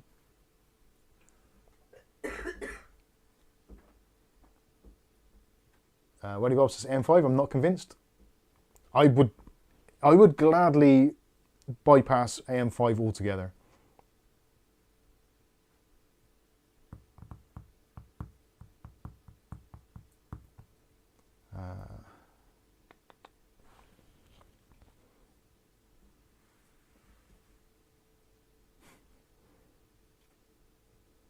Glenn says the 5800X setup can do 16K. Yeah, I thought that was probably I thought it was a slightly better performer. Because you've got extra cores, so it's going to do much better in Cinebench because of those cores. China exclusive Intel CPUs with black boxes. No, I've not heard of that. Skystalker says, yeah, the Hitachi Death Star. Yeah, because it was IBM. Then it became Hitachi because Hitachi bought IBM's drive business. OCZ as well, says Rick. Oh, God. The OCZ drives. I had the OCZ. I'm trying to think what model it was now. There were some SSDs they did in the beginning. And there was like a 60 gig, a 120 and a 240, I think it was. And I bought 4 of them, I think, at the time. One for me, one for George, one for Kath, and a spare. And within probably 2 to 3 years, they all failed, every single one. What was it? OCZ disk drive. Can't think what it was. Remember we went to PC Road and we saw Gary Brown there? Vaguely. Yeah. Welly Bob says, Hyper power supplies. Yeah, whatever happened to Hyper or Hipper power supplies? They were bizarre. They did them. They came in like a Tupperware box with all the cables, which was really unusual. And they were semi-modular, or at least, yeah, they were semi-modular, I think, if I remember rightly. But they were also in like weird colours. So there was like a metallic-y black, there was a metallic red, and a metallic blue, I think. There might have been a white one as well, or a silver one. But yeah, Hipper power supplies, they were awesome.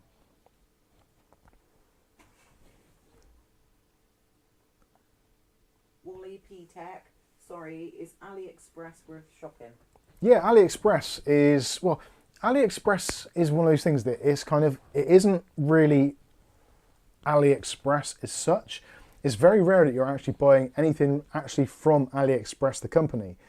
They are, A bit like eBay. yeah, they're basically like eBay. So they are kind of hosting other people's sales. So they take a responsibility for those sales. So if something fails or doesn't arrive or there's a problem with it, AliExpress generally will just give you the money back. That's kind of how it works. Yeah, I would recommend using PayPal. Potentially use a credit card that has some sort of protection on it as well.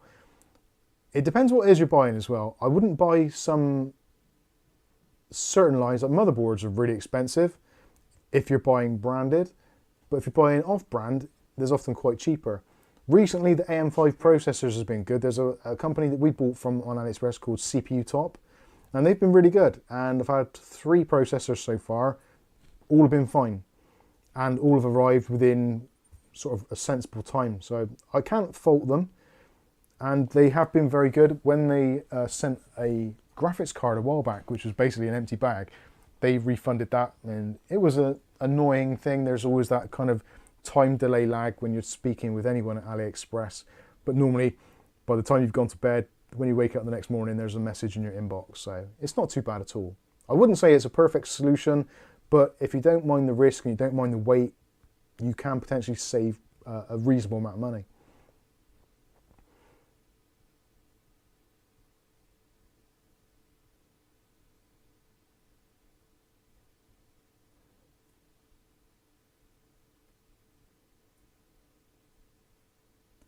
Truck fan, I don't know. I don't think I've the least favourite storage device of all of them. I don't think that I have one. They all have their ups and downs. It's like anything, like any brand. Like look at MSI, they're a prime example. So through the AM4 series, the early stuff, absolutely great boards. B450, the Tomahawk, basically legendary status. The B550 range, absolutely phenomenal. Very few problems at all. The X570 boards were all kind of trash. And the new AM5 stuff seems to be a little bit, I don't know, a little bit problematic. I could be wrong, could just be my limited sample size. But yeah, they all have their ups and downs, like ASUS. ASUS were particularly poor for the B450 range, I think personally. Did much better in the B550 and the 500 series range in general. And their new stuff for AM5 does appear to be pretty decent. So yeah, they all have their ups and downs.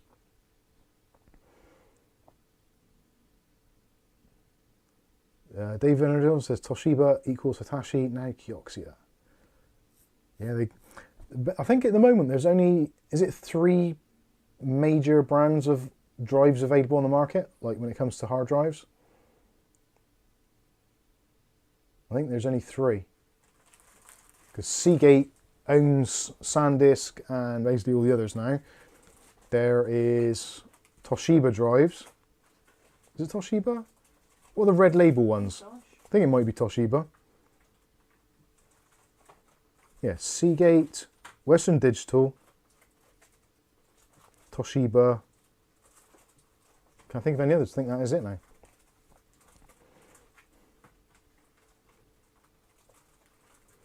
Chris Hartford says, fix my AM5 issues finally, just disabled Expo. Might look at some different RAM. Yeah, funny enough, actually I was playing with that this week with AM5 and Expo, and I did notice actually, I realised my system wasn't running Expo for a little while, and not this one, the one I'm doing the tests on in the back room. And for the MSI board, I found that if I turned on Expo, the boot times were horrendous. If I turned off Expo, it boot in like 30-40 seconds. Turn on Expo, 2 minutes at least. And then if I turned on Expo, turned on memory context restore, and also enabled power down mode, I could get it down to 24-25 seconds to boot, and it seemed stable. That was with DDR5 5600. That seemed quite good.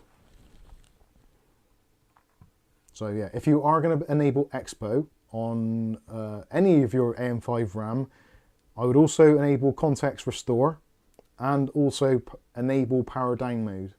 That seems to be very much something which is linked. So the context restore remembers what the RAM was doing, and if you don't have power down enabled, it does something bizarre. Either it doesn't provide enough voltage, or it provides too much voltage to the memory controller on boot, so you get blue screens and stuff. Or at least that's how I understand it. I could be completely wrong, but that's where I get the idea. Huh? Is it worth mentioning AGISA updates have improved RAM compatibility? Update your BIOS. yeah, they're always worth taking a look at if you have the opportunity. It does pay to update your BIOSes, especially if you're on AM5. To be honest, even on AM4, there's so many, well, even Intel actually, there's so many security vulnerabilities out there now in the wild that need patching that it's worth updating your BIOS whenever there's a new one coming out. And above he says about it only took 2 weeks for your thingy to come from there. Yeah, the CPU from AliExpress was 2 weeks, which is a long time if you think about it in the modern day where you can order from Amazon this next day. But what would you have done with it? Don't know. Any quicker? Yeah, and it would have cost no. Convenience is our downfalls. Shrek says SanDisk equals Western Digital. Yeah, that's right. Yeah, it's weird because SanDisk do some really good drives, especially like for the camera market. The what is it? The SanDisk Extreme Pros. Those are like the go-to drive for digital cameras. But Western Digital drives are not great.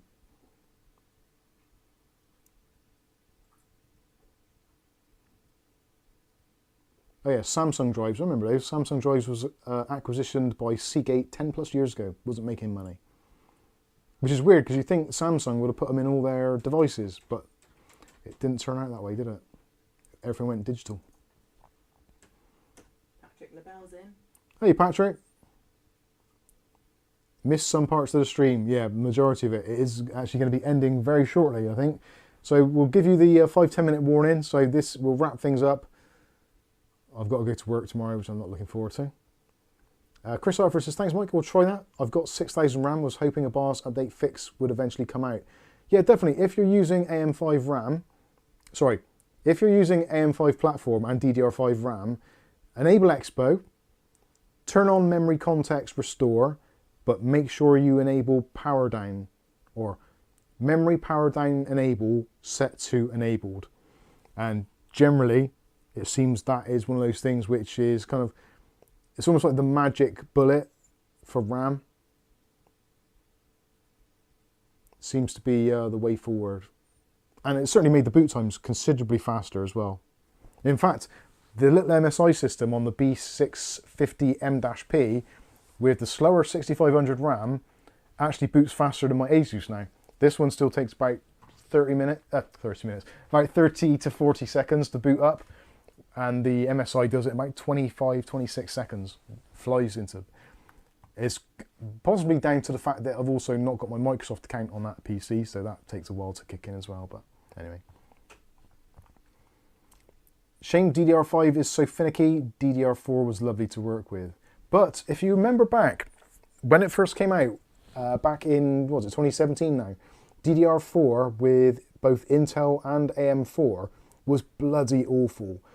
Even at DDR4 non-XMP speeds, so we're looking at 2133, there was even some RAM that came out, I think, if I remember rightly, there was some 1866 RAM, which was basically exactly the same speed as the fastest outgoing DDR3, which seems to be a thing that they do that now, so yeah, anyway, regardless. And I remember Dell PCs specifically were using DDR4, and it was like, I think it was like 1600 megahertz or 1800 megahertz.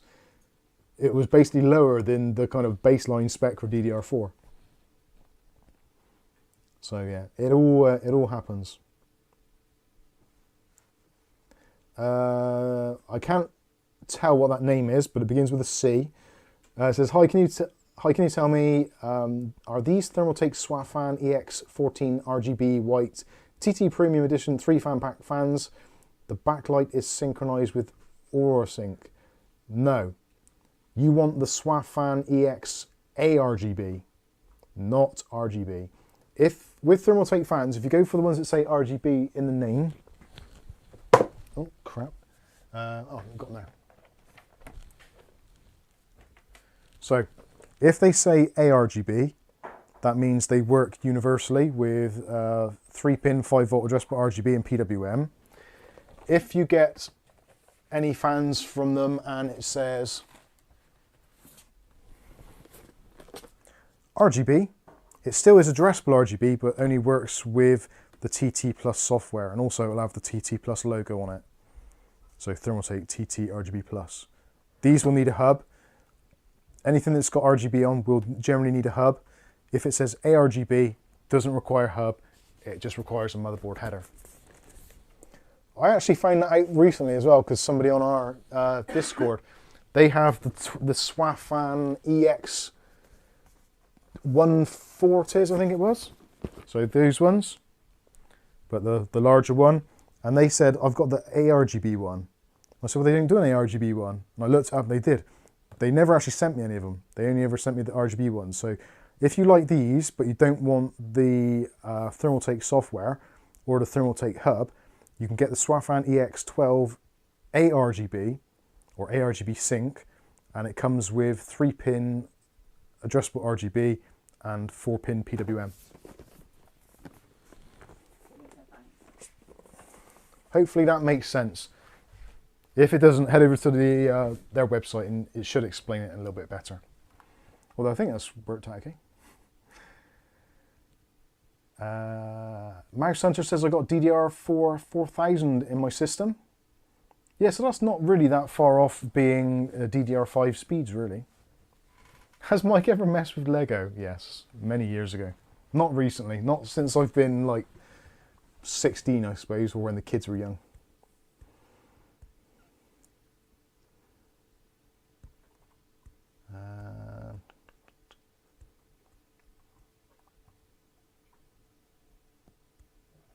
Mouse Hunter says 3200 was the min DDR4? No. DDR4 started off at, well actually you can look it up. If you go to the JDEC site, you can see DDR4 was available as low as 1866 or even 1600, I think. And I think actually there was DDR4L, which is low profile stuff, which possibly went even lower. I could be wrong, but I think that was the case. Shrek says my ASRock B650 manual says that if I have 4 times 32 DIMMs, training will take 5 minutes. Yeah, definitely. What board was I doing on? I think that was the MSI board. I put some RAM in there, doing some testing, and literally it just come on with the red light and the yellow light, and it just hung there for ages, and I was like, oh crap, it's crapped itself again. So I just went off, answered some questions on YouTube. Next thing I know, it's rebooted again, it's working. And that was like 10 minutes later. So it can take an awful long time for RAM training. It's a horrible. Really don't like it at all.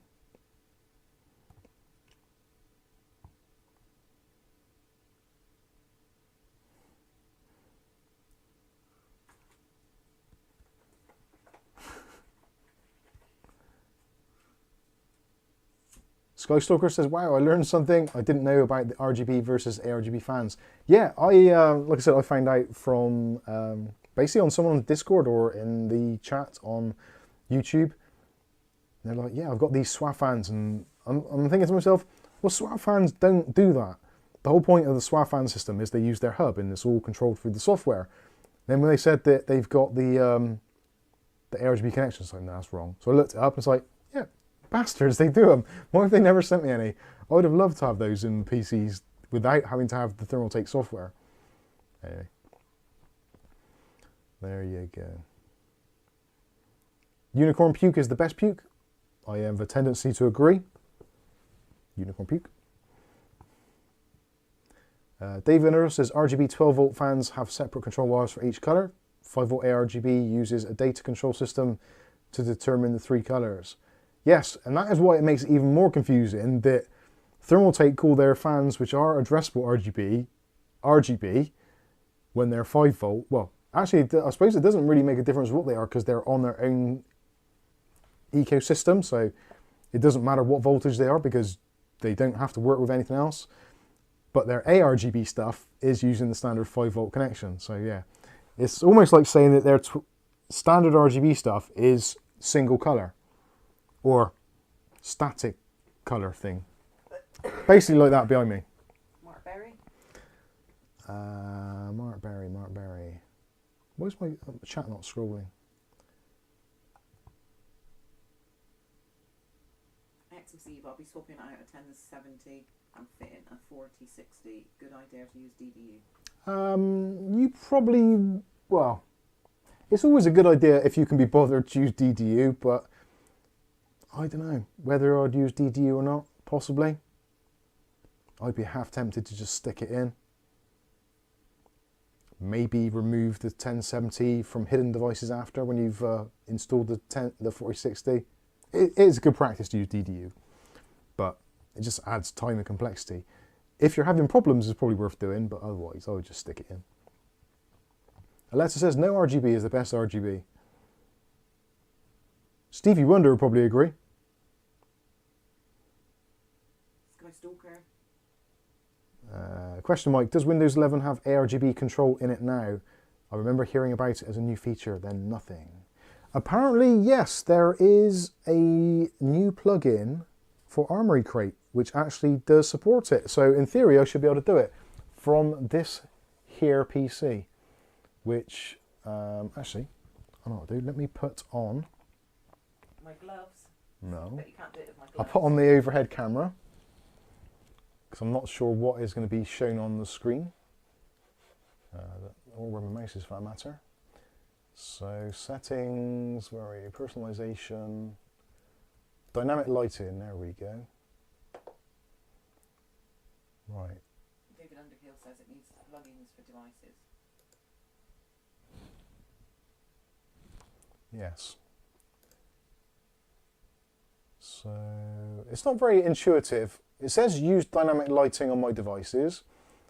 It says compatible apps in the foreground, always control lighting. So let's turn that off. And has that done anything? No. Effects, let's do breathing.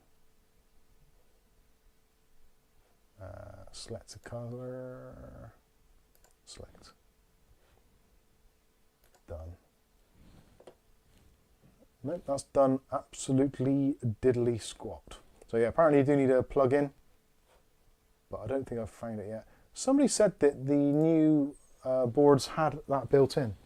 Well, doesn't seem to. Anyway, Armoury Crate doesn't seem to want to. And I don't think MSI Center has it either. Shame, really.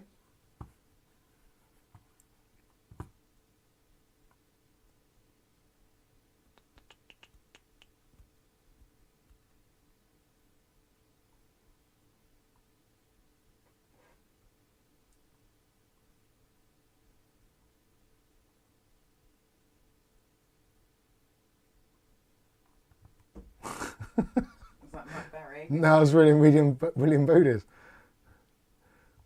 Psycho ma'am, psycho ma'am, psycho ma'am. He's sitting there making homemade decorations, PVA glue and glitter everywhere. Remember when we and the kids used to make those paper chains and you'd put the heating on and they'd all pop apart? And you'd be up there with a stapler every night, mending them. Oh, I miss those days.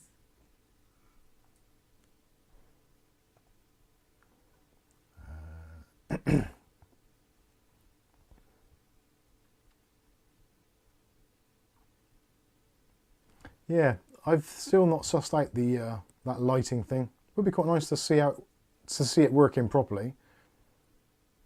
Rick H says I can't do dynamic lighting in my Windows 7. Likely. Irie Wolfman. Easy DIY ARGB PWM fan hub for PC8 PWM ports. I've had one very similar. If you just go to our channel and just search and just type in hub, you'll see all the RGB hubs we've done. One of them which was really good was the AGO. I think it was AGO. That was quite a good one. And actually, of all of them, I think at the moment, the up here ones have been really good as well. Right. Mookie says, are you going to do a review of that video capture device? Do you know a price for it? I am going to do a review of it. The price for it from Amazon is about 260, I think it was. I looked yesterday, I think it was, or the day before. Either 260 or 264. So it's not cheap, but the next nearest one with similar capabilities is from Elgato, which has just been discontinued because it doesn't work properly, which was the HD60 XS Pro or something. The difference with that is also had an SD card reader, so you could record straight to SD, which was a nice feature. but apparently it was buggy as all hell and didn't work, so they've removed it. So yes, there will be a review of that coming out soon. So I better wrap things up. It is now 11:45 here in the United Kingdom, and it's actually getting cold, even though it has raised 2 degrees in temperature. It now says it's 2 degrees Celsius with rain and snow, apparently. Happy days. Where does it say snow? In the corner of the screen. It just says rain on mine. Kath's only got rain on hers, so it must be something I'm nearer on the I'm north nearer of that, the window. the north of the studio rather than the south. Right, thank you all so much for joining us on this live stream. Sorry to Matthew Day that the motherboard didn't turn out to work, but we will try and remedy that with a good friend of the channel, Zeno. I always get it wrong. Never know. Could be an easy fix. If it is, awesome stuff, and then we'll try and get things sorted for you. So thank you all very much for joining. Thank you all for your super chats, your very kind donations, all that kind of stuff.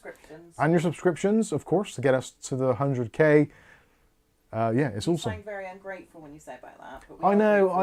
I'm not ungrateful. It's really nice that we've got this big community, but it's not the be all and end all. Views are what does it. Views, engagement, and all that kind of stuff. In which we're killing that. Nice community. Yeah. Than get big and not have that anymore. Right. Yeah. Yeah, that's right. So I'm reading Zeno. Yes. Xenomorph. Zeno. Right, okay. I'll learn that for next week. So thank you all for watching. I've been Mike. This is Mike's Unboxing Reviews and How To. And hopefully, oh actually, happy birthday to William Bodie again. Hopefully we'll catch you in the very next video. Yeah, I forgot to do that bit as well. See, the brain has gone now, actually gone. So, see you all. And Poppy. And there's Poppy. Poppy's come to say goodbye as well. Don't forget, if you want to chat to other like-minded people, you can join our Discord. 0800. Links are in the chat for that. Also, if you want to pick up a cheap Windows license key, links are also in the chat for that. Now I've done that, I can turn this off and call it a night. So thank you all very much, and we'll catch you on Monday for a new video, or we'll see you next Saturday for a live stream, and hopefully it's a bit warmer. It better be, because my head hurts. See you later.